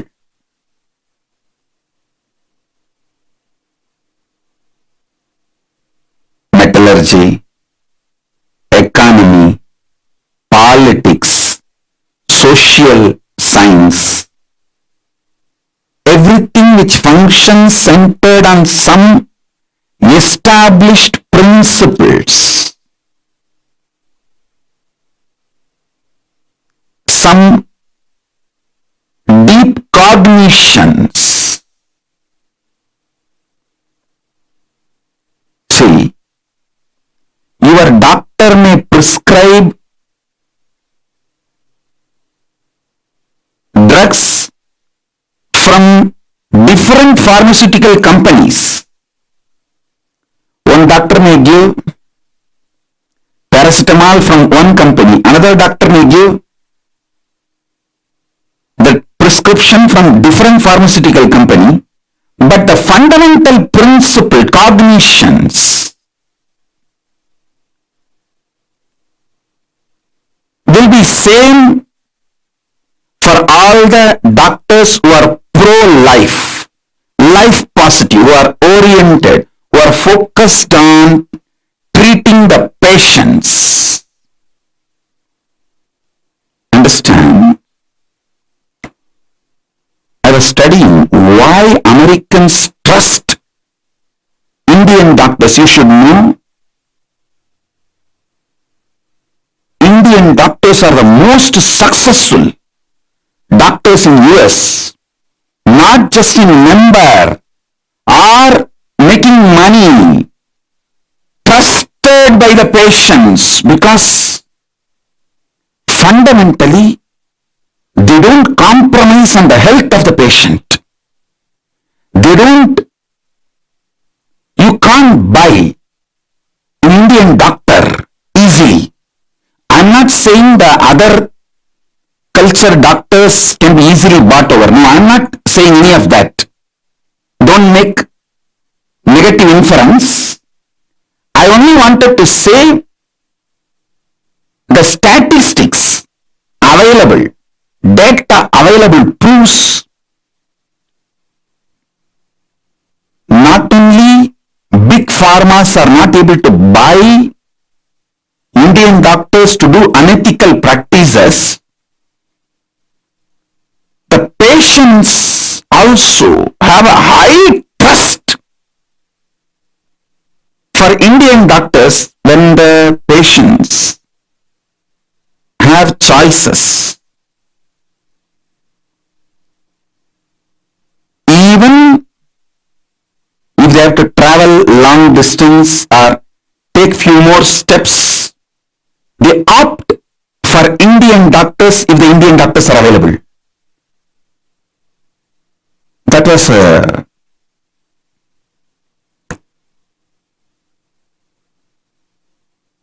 surprise. I should say pleasant surprise.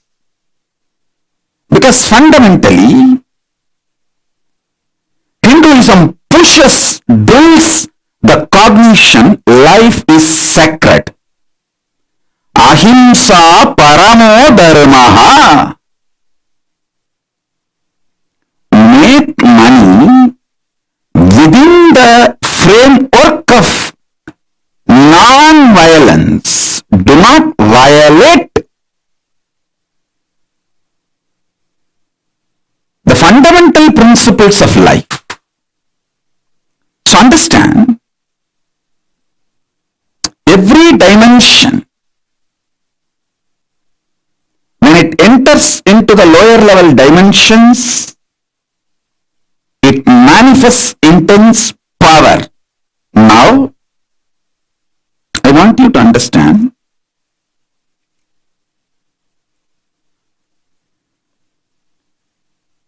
time and space is independent intelligence and power.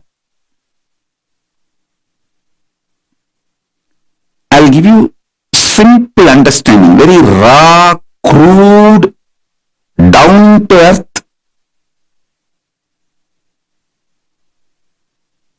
simplest understanding. You just try to internalize this one understanding. I'll help you to go through the whole initiation and make you manifest this power. I commit with you. just understand this one. Time is as alive as your skin. If you believe, cognize, your skin is alive.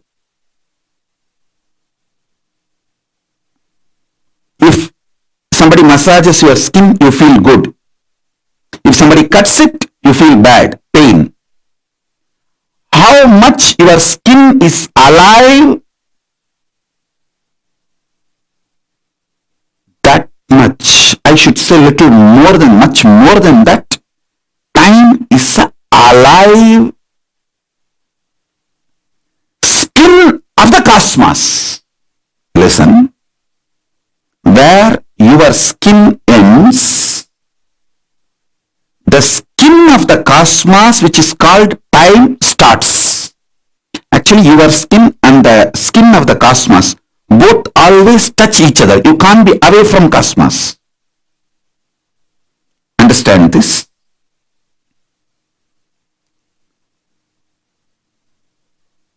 Where your skin ends, exactly that is the spot time starts. Time is the skin of the cosmos. Time is the skin of the cosmos. How you have a nervous system which passes the thought currents inside you, same way the cosmos has a nervous system which passes its decisions and thought currents, that is the space. Your skin is alive. Your nervous system keeps you living. The equivalent of your skin for the cosmos is time. Equivalent of your nervous system for the cosmos is space.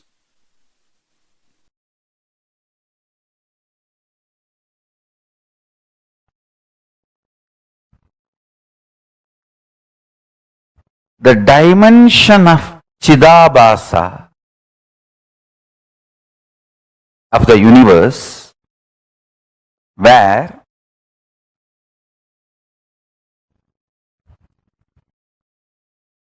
the activism of Chit and absolute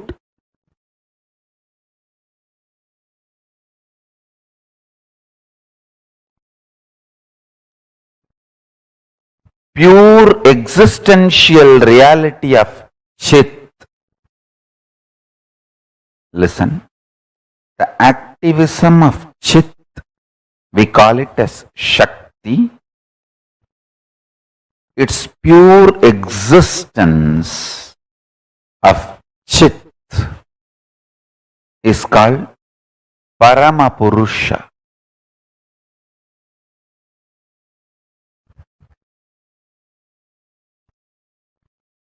These two together, in its pure being space and intense doing space, both together,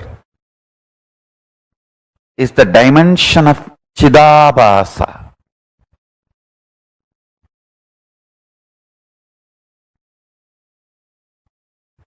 That space of Chidabhasa is the source of all these 5 dimensions of the universe: length, breadth, depth, time, space. Because modern day scientists are trying to use 2 different words, time and space, I am also using the same way, but in reality, time and space is a single sheet. One edge is called time, another edge is called space. There is no watertight compartment or clear fourth wall built between these two. As I said, for some people, that same 100-meter cloth. 70 meter will be time, 30 will be space for some. The 30 meter will be time and 70 meter will be space. That the time, space, both are same sheet. Imagine. I can even use the word sheath. Avarana. Sheath. Sheath is also apt word. I tell you, tiredness starts your destruction. The idea of tiredness, when you start associating yourself with it and you feel you should be treated very cutely when you declare your tiredness, that is when the destruction starts in the life. Tiredness is your sickness. You need to be handled ferociously when you try to declare tiredness. If not, it will become depression. Tiredness plus cute teddy bear cuddly feeling with tiredness is depression. When you are tired, don't try to hug the teddy bear, cuddle teddy bear. Don't expect people to treat you with a cuddly teddy bear behavior. When people treat you cutely like teddy bear, when you are tired, be very clear. You are going to be destroyed in depression, and those people who are treating you cutely are responsible for your depression. When you declare your tiredness, you need Kala Bhairava to deal you, ferociously wake you up.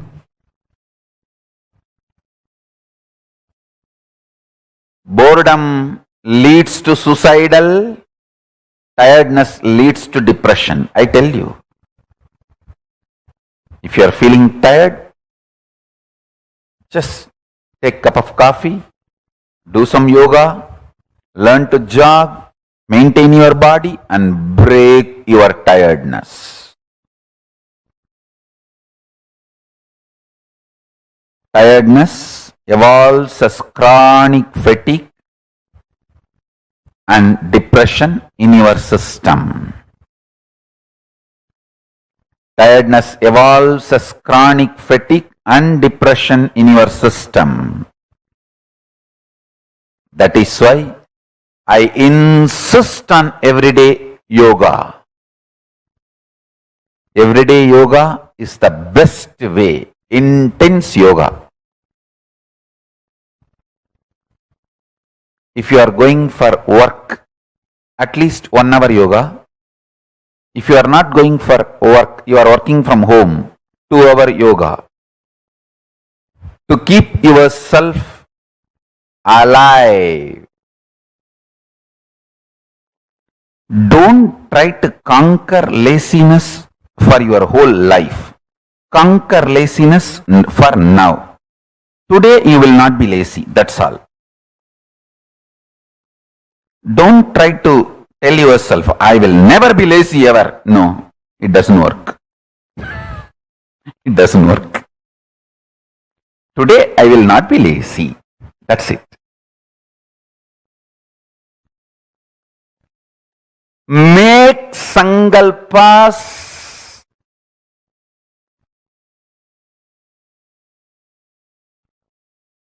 only to the time space available to you immediately.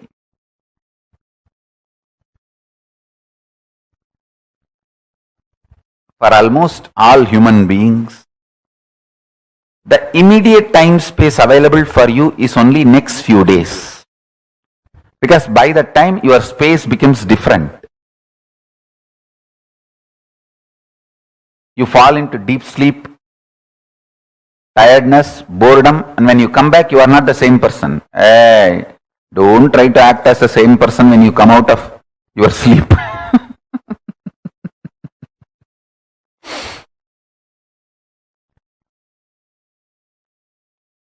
immediately what is available to you.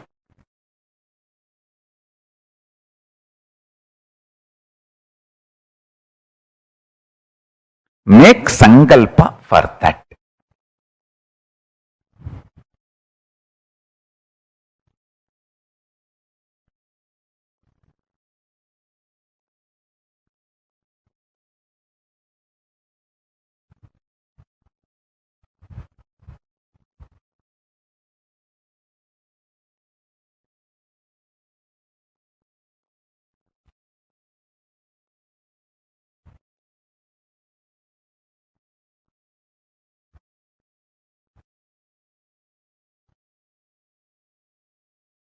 I'll give you few techniques and understandings about this time-space continuum. See, the time-space continuum word, only I am trying to explain by using the original Sanskrit word Chidabhasa. The Chidabhasa only I am trying to translate with the English word time-space continuum. Some of the understandings related to time-space continuum and techniques I will reveal. Understanding is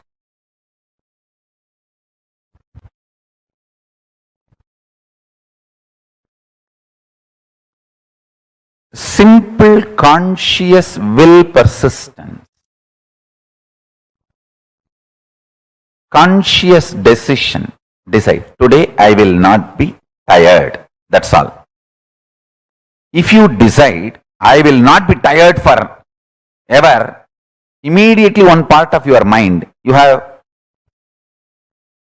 inside you, your automated artificial intelligence version of your wife sitting. Hey, Lucy, how many times you told the same thing? You did the same sankalpa. You tried, and how bitterly, utterly, stupidly you failed. Keep quiet, say.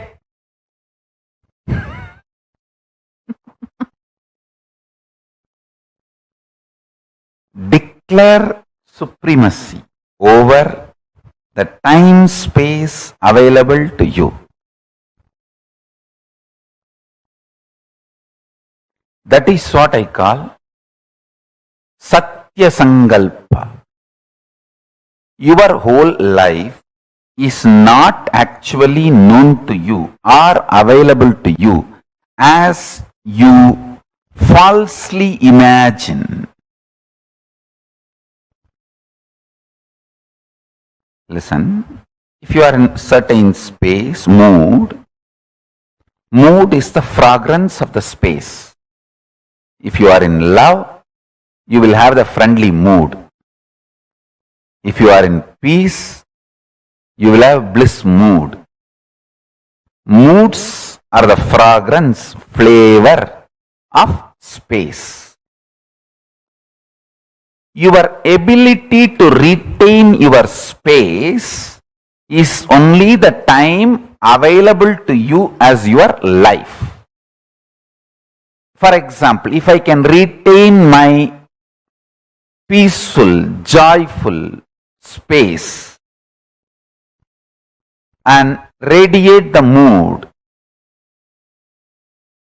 of ecstasy, bliss for next 2 days, then only the 2 days is the time I have as my life. So, I can only plan for the next 2 days, only that will be successful and strengthening my confidence about me. And after 2 days, then plan for the next 2 days. That is the way you consciously start building you. Your Chidabhasa,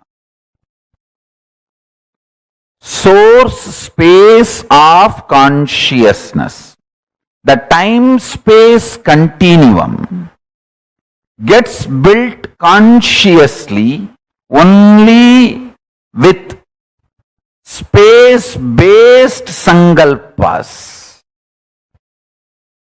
Second,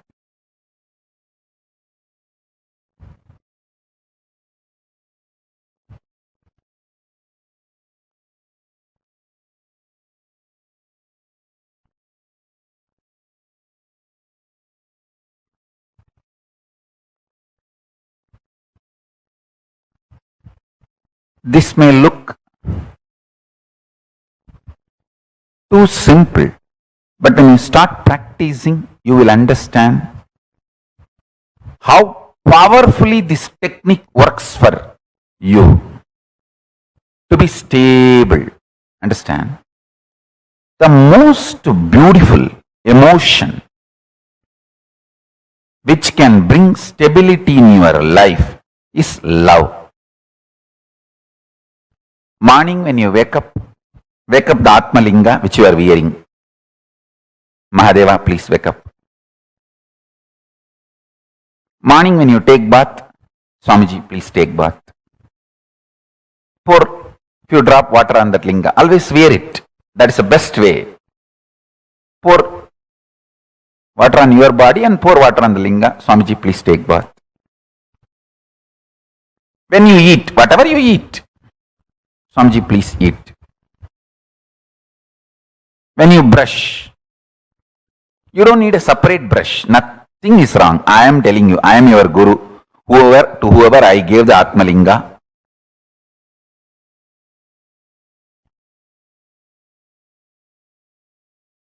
maybe you don't need to put the same brush on the Atmalinga, but take little Hariteki powder and put it on. Swamiji, please brush the teeth. Mahadeva, please brush the teeth.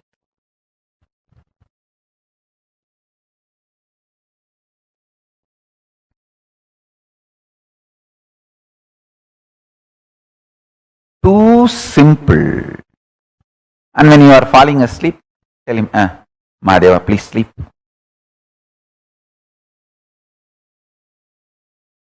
Love manifests that Chidabhasa, time-space continuum in you, sweetly and beautifully. You have a special feast, celebration, anything. Mahadeva, please eat. Show to him and then eat.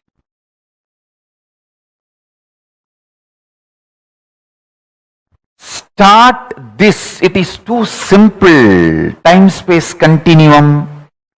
That Chidabhasa will explode in such high energy.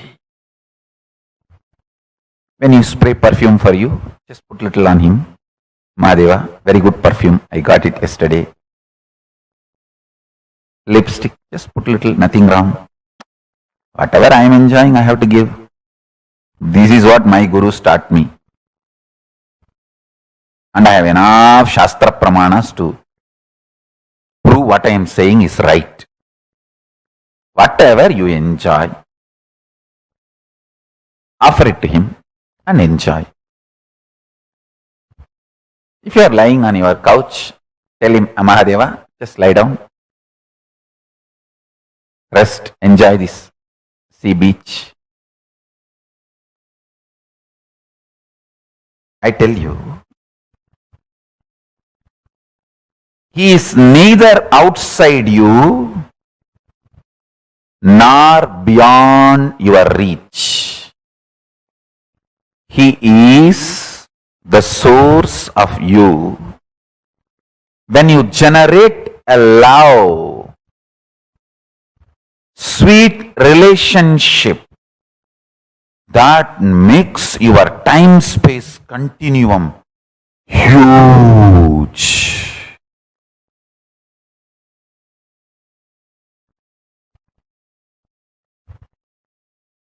Huge.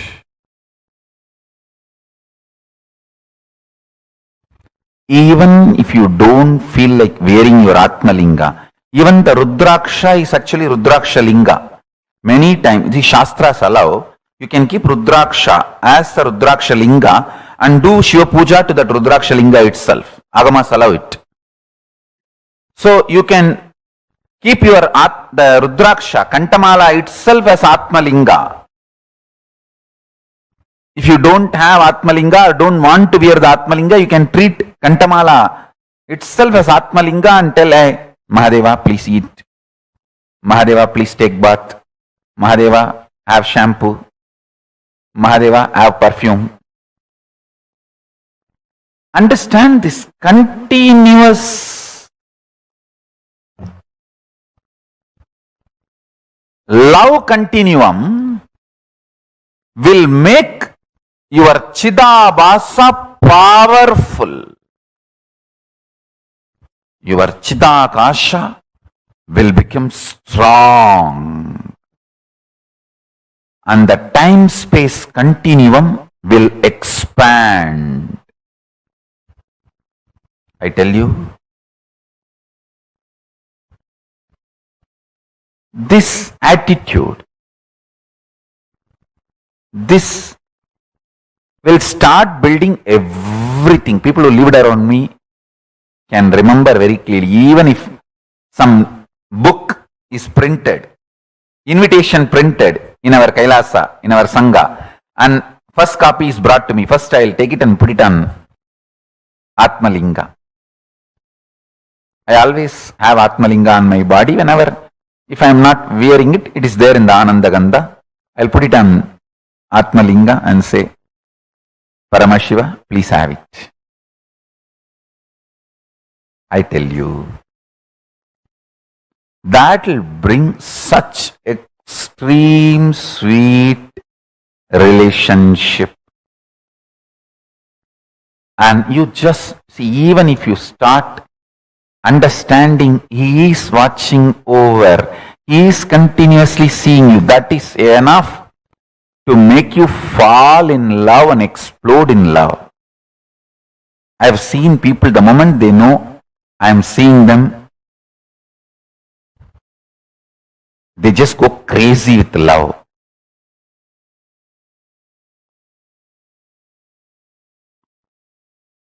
The moment you start understanding Mahadeva is watching you, you just explode in love. The Chidabhasa explodes.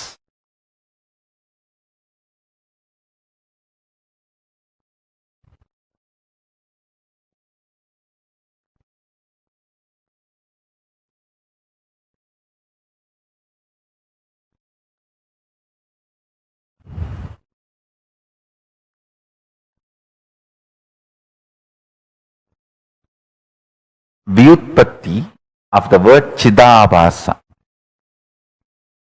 means the explanation of the word Chidabhasa, Chita Abhasaha Pradivimbaha, reflection, and the source of Chit, consciousness. Buddhavatma Pradivimbe Jivaha Jive. The source and reflection of consciousness, Chit, in the Buddhi, in your being, self. Buddhi vritti Chidabhasau idi Vedanta Karika. This word Chidabhasa is used in Vedanta Karika as Buddhi vritti Chidabhasau.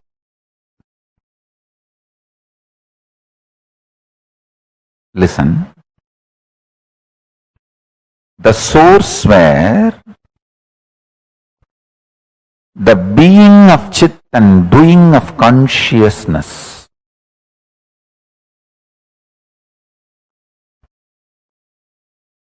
is felt, manifests, Chidabhasa. First few days only it will be like a monologue. You are talking to Paramashiva. Just after a few days you will see that he is responding in your inner space. You just know he accepted your food. You just know he is happy with the cold shower you gave. You just know he is happy with the perfume you gave. The love starts becoming complete circle. You give, he showers. You give, he showers. That whole ecstasy starts. I tell you, he always showers. He always showers. He always showers.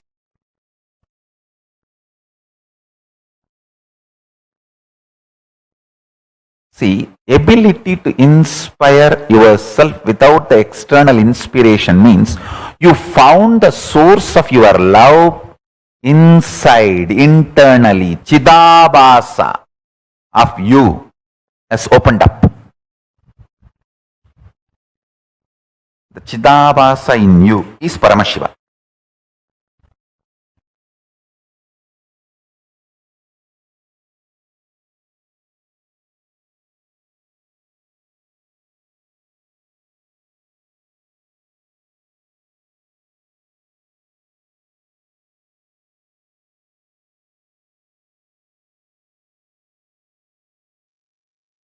How many of you understood the time-space continuum in the most unique aspect? For how many of you this time-space continuum was a very, very, very beautiful thing? What did you understand as time-space continuum? Let's start with that. I think this is one of the most important and most unique revelations from Swamiji, to be able to understand the time-space continuum, how this whole thing functions and how we experience it. See, first step for this, I request all of you to post what all have you understood so far. Meaning you're learning about something like very, very, very powerful, right? So just take a few minutes and I request all of you type and post what did you understand. Ma Sherry Gao, Karen Hadley, Ma Sonia Rao, and Ma Margarita, Madonna, Fei Yu Wong. I request all of you take a minute and post what you have understood. Masudha Dandapani is posted. When we generate, okay, then this is the last session. Can I request all of you to post it now? What did you understand?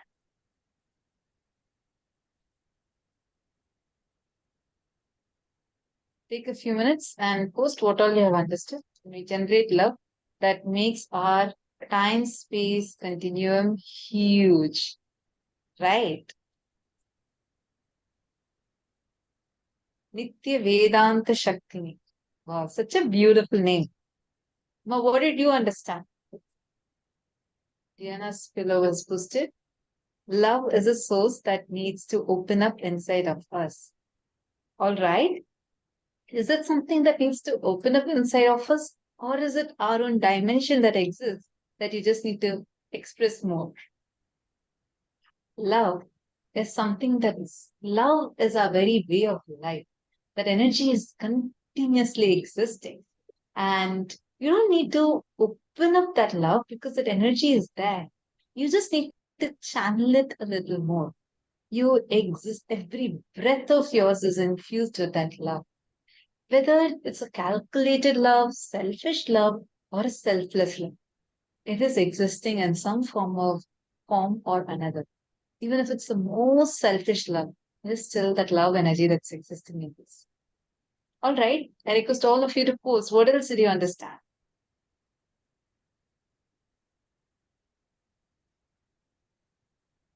Come on, all the male participants.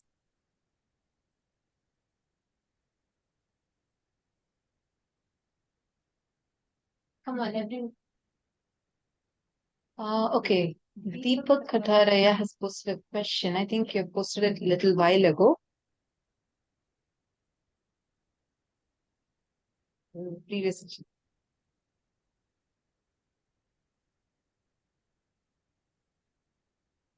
Deepakaya, can I please request you to also come on camera? I don't want to see you on camera. Actually, the main A lot of you are not on camera. Can I please request every one of you to please come on camera? Come on. Bhupendra Goderavaya, Nithyanandam, take a zang, who's saying? I understand for many of you it's late in the night, and for each of you, you're all in different time zones, obviously. And it's wonderful to see you all sincerely sit even through your night and day to receive the initiations. So that's wonderful. But let's make sure for you to receive. You are taking so much time out there to be here, right? Let us make sure that you are here ready to receive the initiation and to have the best experience.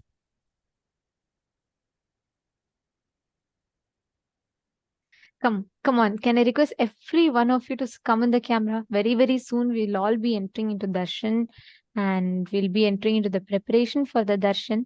So it is very important that we understand these truths. We apply these truths. We understand the sciences and we are preparing for the darshan. So can I request everyone to please come on the camera, settle down.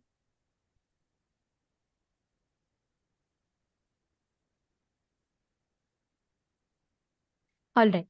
So now Swamiji revealed one of the most important truths to all of us through this. See, many times we all get stuck into a certain illusion. We all get stuck into a certain delusion.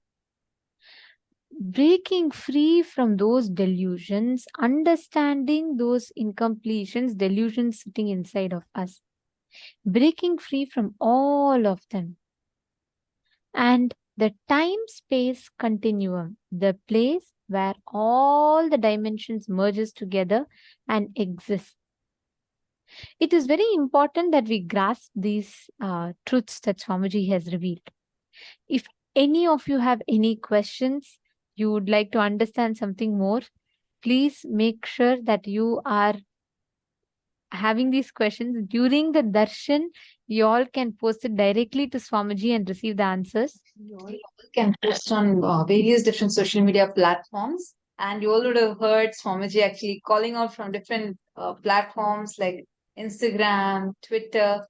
We have today's Paramashivoham post that is posted on these platforms. You can go and post a reply to it and ask your questions to Swamiji. And Swamiji will be blessed ones are definitely going to be receiving the answers directly from Swamiji, where Swamiji reads out your question and gives you an answer. Okay, Tirupaya has posted time space continuum exists for everyone, but it's experienced differently by all. For example, when you wake up in the morning, some are refreshed and others are tired. You can shift your time space continuum by living an Atmalinga centric life. Within a few days of practicing Atmalinga centric life, we will start to experience Mahadeva respond with love. So beautiful. How many of you actually started? You know, some of us carry Atmalinga continuously with us. Who all have already started living with your Atmalinga? This is one of my favorite from, especially when last season Swamiji had blessed us in the last day. And I literally saw him so many times, even like when a simple thing like weather or something we wanted to happen, just continuously talking to Swamiji through the Atmalinga has been miraculous. How many of you have been experiencing this? all have started this lifestyle.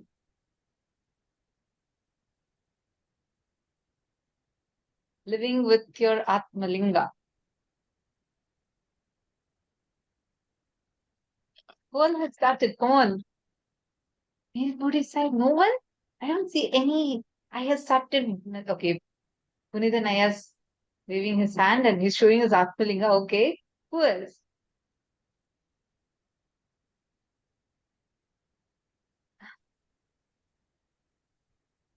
In a very, very powerful way, actually, Swamiji will be responding to you through your Atmalinga. It's just so powerful. Actually, He Swamiji also revealed one of the most important truth. The skin of the cosmos is time. Like how you have the skin in our body. And we feel it, right? When you touch your skin, you feel it. When someone touches your skin, you feel it. The skin of the cosmos is time. Every time you are stuck in a certain incompletion, understand you keep rubbing in that time with friction. Actually, sorry, Mom. Kailasa has asked this question saying, Mom, my Atmalinga is chipped off and it's not healing itself. I have started to live with my wonderful, but don't worry. Just tell your Atmalinga to heal. It's like a superpower. Once in 2015, I'll always keep my Atmalinga, like if I want healing or anything, I'll just put on, like that time I had like lots of throat infection, something I had. So I put my Atmalinga on my throat and I had slept on. Next morning when I woke up, I didn't realize that I had kept the Atmalinga and it just fell from like the height and it just uh, fell on the ground and hard surface. And it got a crack inside and it had chipped off outside. And I just started putting chandan to it, like, and just started. I requested Swamiji, you should only heal yourself like that. I just started praying to Swamiji to heal Atmalinga. And in for 1 week or so, I did not remove that chandan. After a week, it was completely gone. Now you will not even find a trace of that. Like you won't find a chip or a scratch, nothing. It is actually so powerful. Try and see. Just talk to your Atmalinga. Come on. Your Atmalinga is able to heal anyone of anything, cause so many miracles to you. Do you think it cannot heal itself? It is Swamiji's own power. He's just there with you in your pocket. So just talk to your Atmalinga more and definitely you'll see your Atmalinga will heal itself.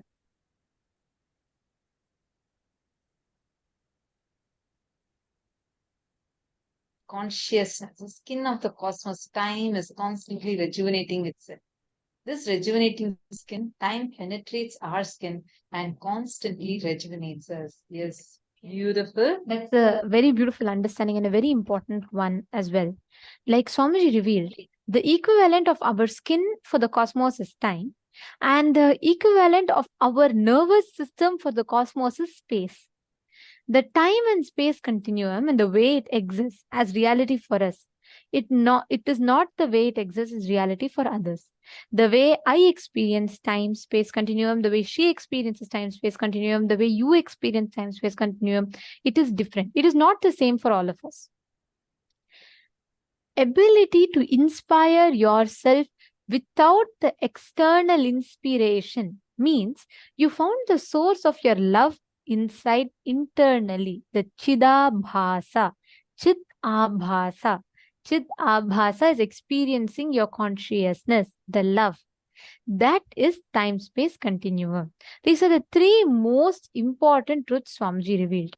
First is about the skin and nervous system of the cosmos, which is time and space. Second is about how the time space continuum is a reality, different reality for each of us. And the third is how your ability to inspire yourself without external inspiration means you found the source of your love inside. That is your Chidabhasa. Actually, in Gurukul, right, it's a very beautiful thing that Swamiji brings us all up with. In Gurukul, we never are entertained to have anything exciting us, anything that we like, depend on externally.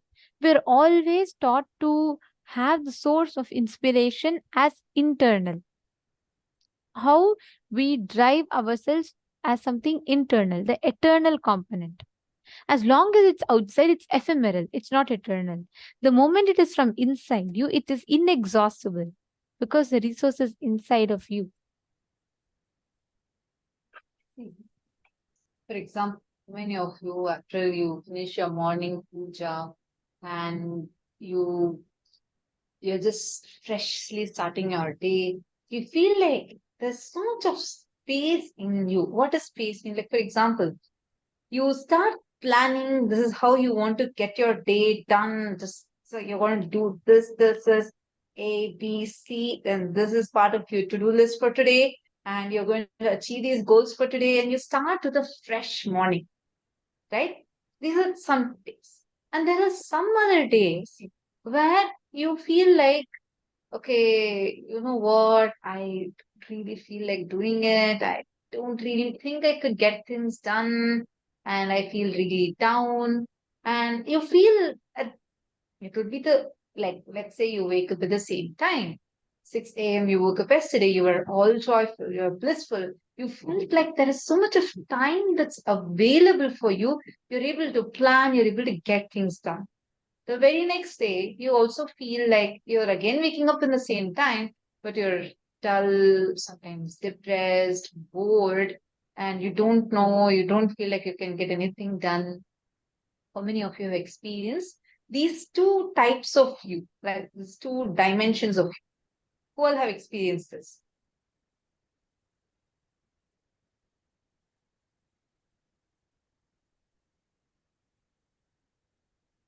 Who all has seen like this, these two kinds of things? Once you feel like, yes, I have so much of space, I can get these things done.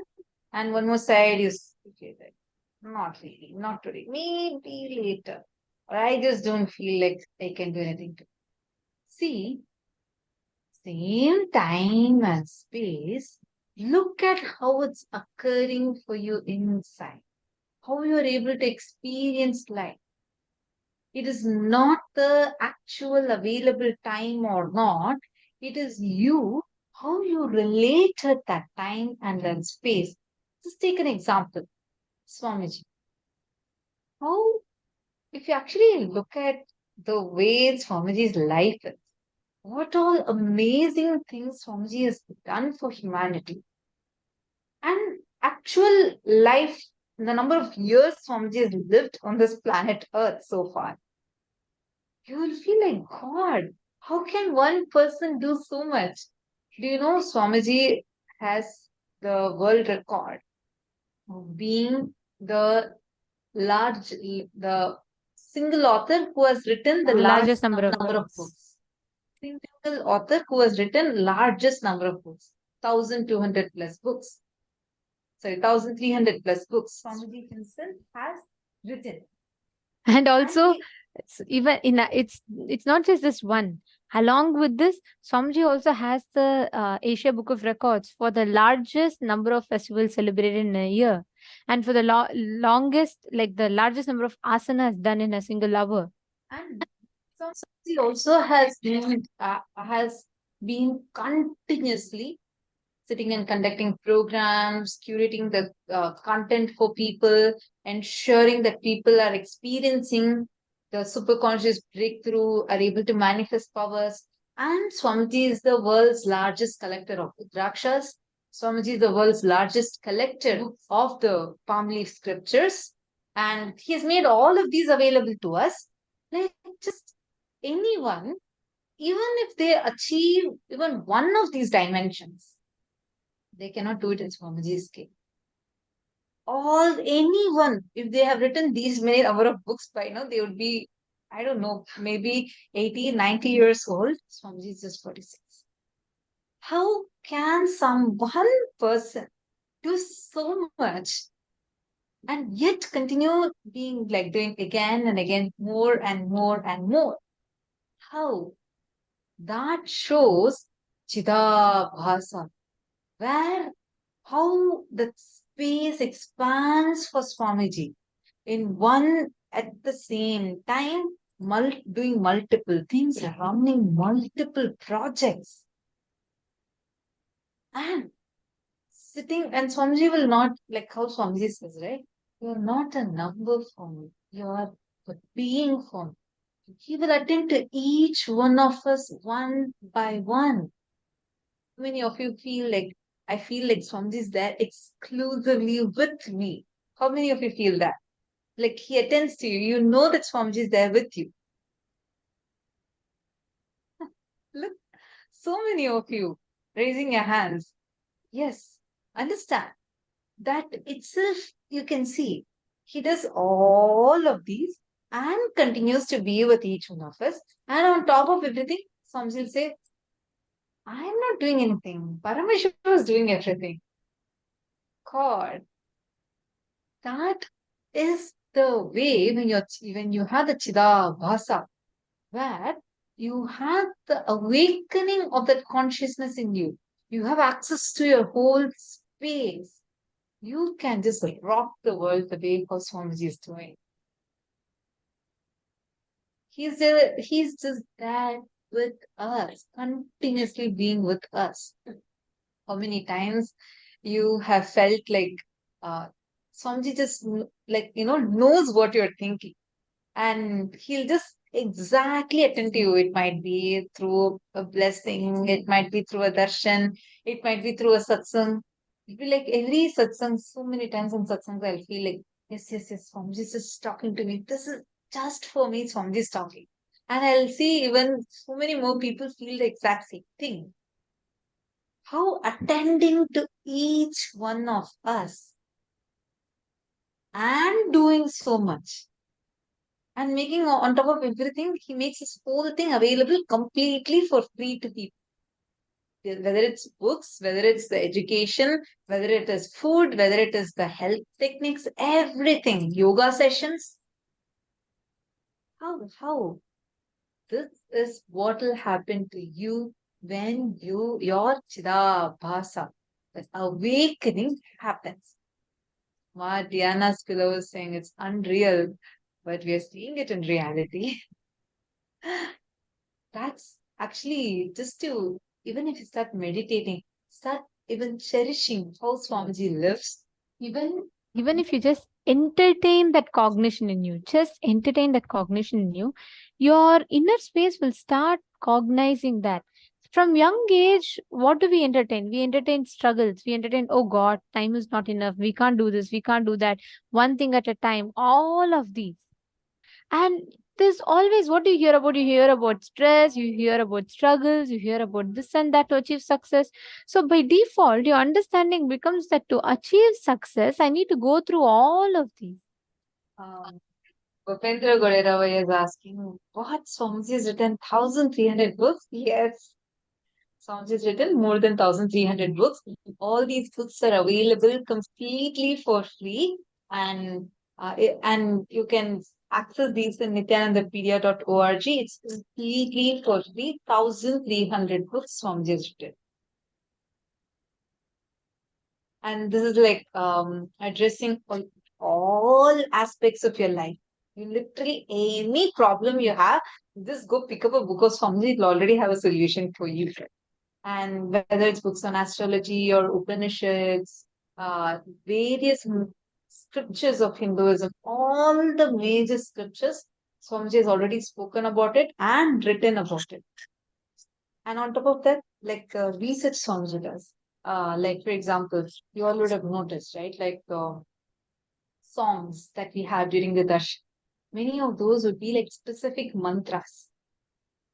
That mantras would be for that particular deity, and you will not get it that easily. It's not something that's it's just available on YouTube. No, there's Swamiji will identify which siddhar actually wrote that mantra and who was the siddhar for that particular siddhas. The ancient scientists who specialize in alchemy, the spiritual alchemy, and they have certain techniques like just through sound and vibration. They'll help you awaken your kundalini, do the spiritual processes in you. So Swamiji will identify whatever initiations, like every day Swamiji gives us so many amazing initiations, right? Each of these initiations, Swamiji will go, refer back to the scriptures, pull out the exact reference for that process, and he will test it on himself, and he'll find out which siddhar had given that particular process, and he will go and pull up the exact song or the mantra that is from that siddhar, and that is what is played during the darshan. Or take the jewels. How many of you notice, like based on the initiation, Swamiji wears some specific jewels.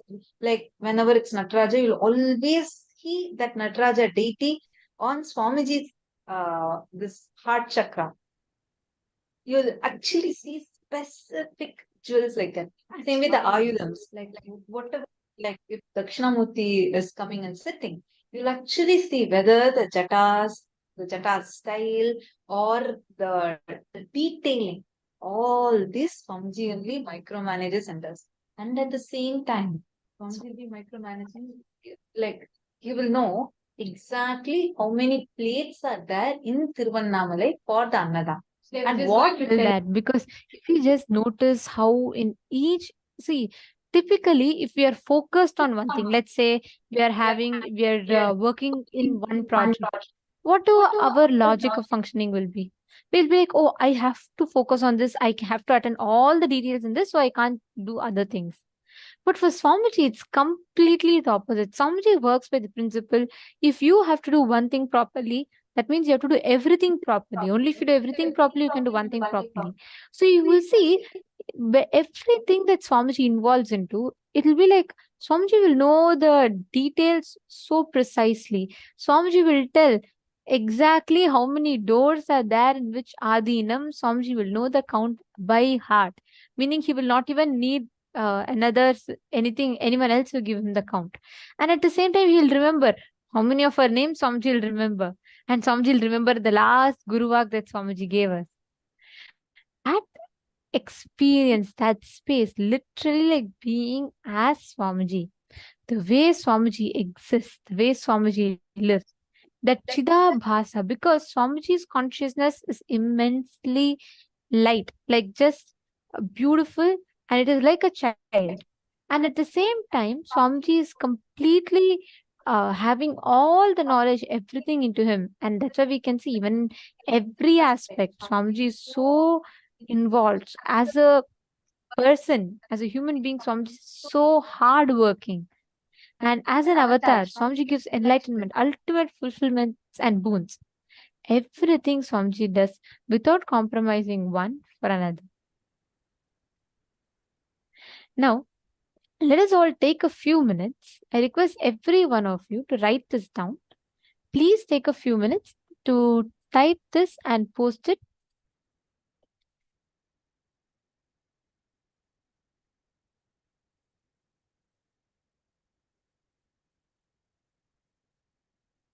These are the 5 cognitions for you to understand the time-space continuum. So please take a few minutes and you all can type it down.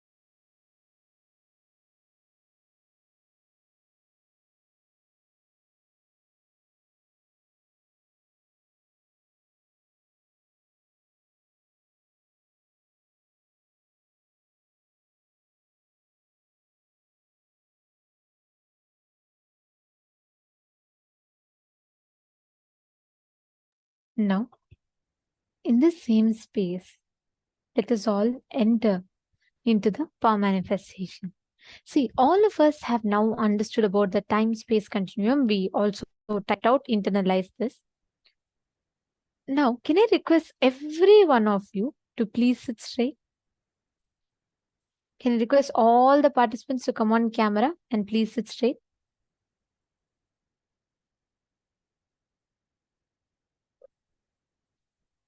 Come on. Can I request everyone to please come on camera? Ma Janel Silal, Ma Mingto Singh.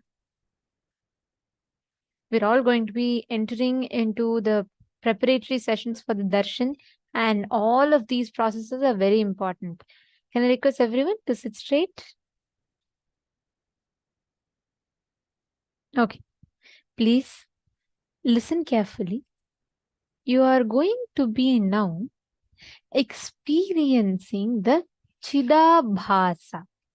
Means there's a part of you inside you which is eternally in that love, in that bliss, experiencing that consciousness. Now, you just need to tune yourself into that space and you need to manifest that experience. Understand today's power, you know why we are manifesting this power? When you transcend the parameters of time and space, you fall in tune with the rhythmic continuum of the cosmos. This power of materialization, I'll just show you all one picture. Here, this conch was actually teleported to Swamiji by Yogiraj Yogananda Puri, Swamiji's own guru, yoga guru. And in front of Swamiji's own eyes, when Swamiji was very young, Swamiji's guru was training Swamiji, and immediately what happened was one day that Raghupati Yogi's son was there, and he asked, Father, the conch that was kept from the puja items is missing. And Raghupati Yogi just gave a mystical smile and he replied, I told you, it has reached where it needs to reach. And at that exact time, Swamiji materialized, means Swamiji received a conch that had Raghupati Yogi etched on it, which is basically Raghupati Yogi's conch. See, this power of when you are sitting in the presence of Guru, he makes his experience, Atma Pramana, as your experience, Sakshi Pramana. You don't need to be convinced, you don't need to understand, you don't need to know why, how, what, when, where. It's okay. Just sit in that space, relax yourself into that space, consciousness, and manifest. Shall we all get started? See, don't wait for your understanding. Don't wait for you to experience. Don't wait for you to have that shift, breakthrough. Relax into it. It's okay. Let Swamiji flow through you. Can I request every one of you to sit straight? Can all of you please clasp your hands like this? You're going to be keeping your hands like this completely. And you can rest it on your lap. You're going to be basically materializing. See, the science of materialization is very simple. There's an object. Let's say you have a powder, bhasma. Now, the teleportation science is the solid matter that you have. You're going to be disintegrating it into energy, transferring that energy, reconverting that energy back into matter. Now, let's say I have this ring. Okay. So let's say I want to send this ring from my place to one of your place. The science behind teleportation is very simple. I am going to disintegrate this energy. See, sorry, basically this is matter, right? What is matter? The particles are so tightly packed. It's so together. And that's what forms a matter. Am I right? Now, the science is very simple. I'm going to be disintegrating this matter to energy. I'm just going to be making it back into particles. So let's say that matter now becomes energy. And then I send that energy to whichever desired place and I reassemble that energy back into matter. You just need to know the science. Don't worry about the results. Know the science, understand how it works. Now, keep a plate of any powder on one. Keep empty plate right in front of you. Just look intensely through the third eye. Observe the matter into energy. Visualize like a golden light and send that energy back into matter in the other plate. Just play with this power, okay? Shall we all start? Don't try to focus, concentrate, just play with it. Paramashivoham. Shanta Mahavakya. Let us all please start. Nithyananda Paramashivoham. Om Nithyananda Paramashivoham. Om Nithyananda Paramashivoham. Om Nithyananda Paramashivoham. Om Nithyananda Paramashivoham. Om Nithyananda Paramashivoham. Om Nithyananda Paramashivoham. Om Nithyananda Paramashivoham. Om Nithyananda Paramashivoham. Om Nithyananda Paramashivoham. Om Nithyananda Paramashivoham. Om Nithyananda Paramashivoham. Om Nithyananda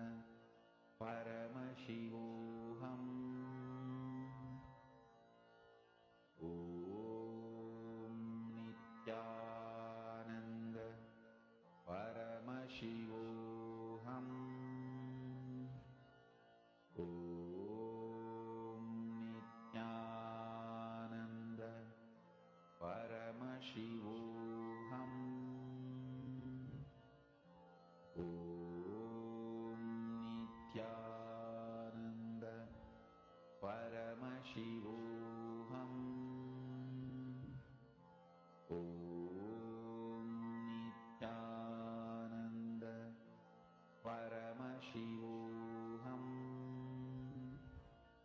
Om Nithyananda Paramashivoham. Om Nithyananda Paramashivoham. Om Nithyananda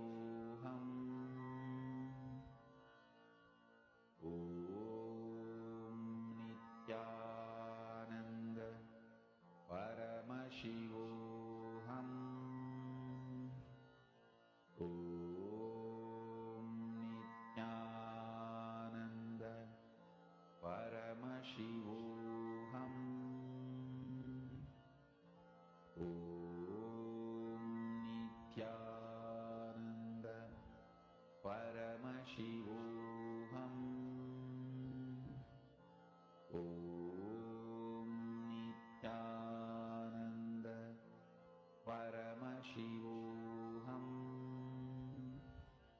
Om Nithyananda Paramashivoham. Om Nithyananda Paramashivoham. Om Nithyananda Paramashivoham. Om Nithyananda Paramashivoham. Om Nithyananda Paramashivoham. Om Nithyananda Paramashivoham. Om Nithyananda Paramashivoham. Om Nithyananda Paramashivoham. Om Nithyananda Paramashivoham. Om Nithyananda Paramashivoham.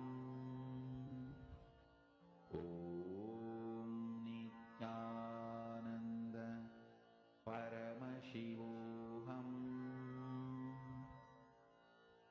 Om Nithyananda Paramashivoham.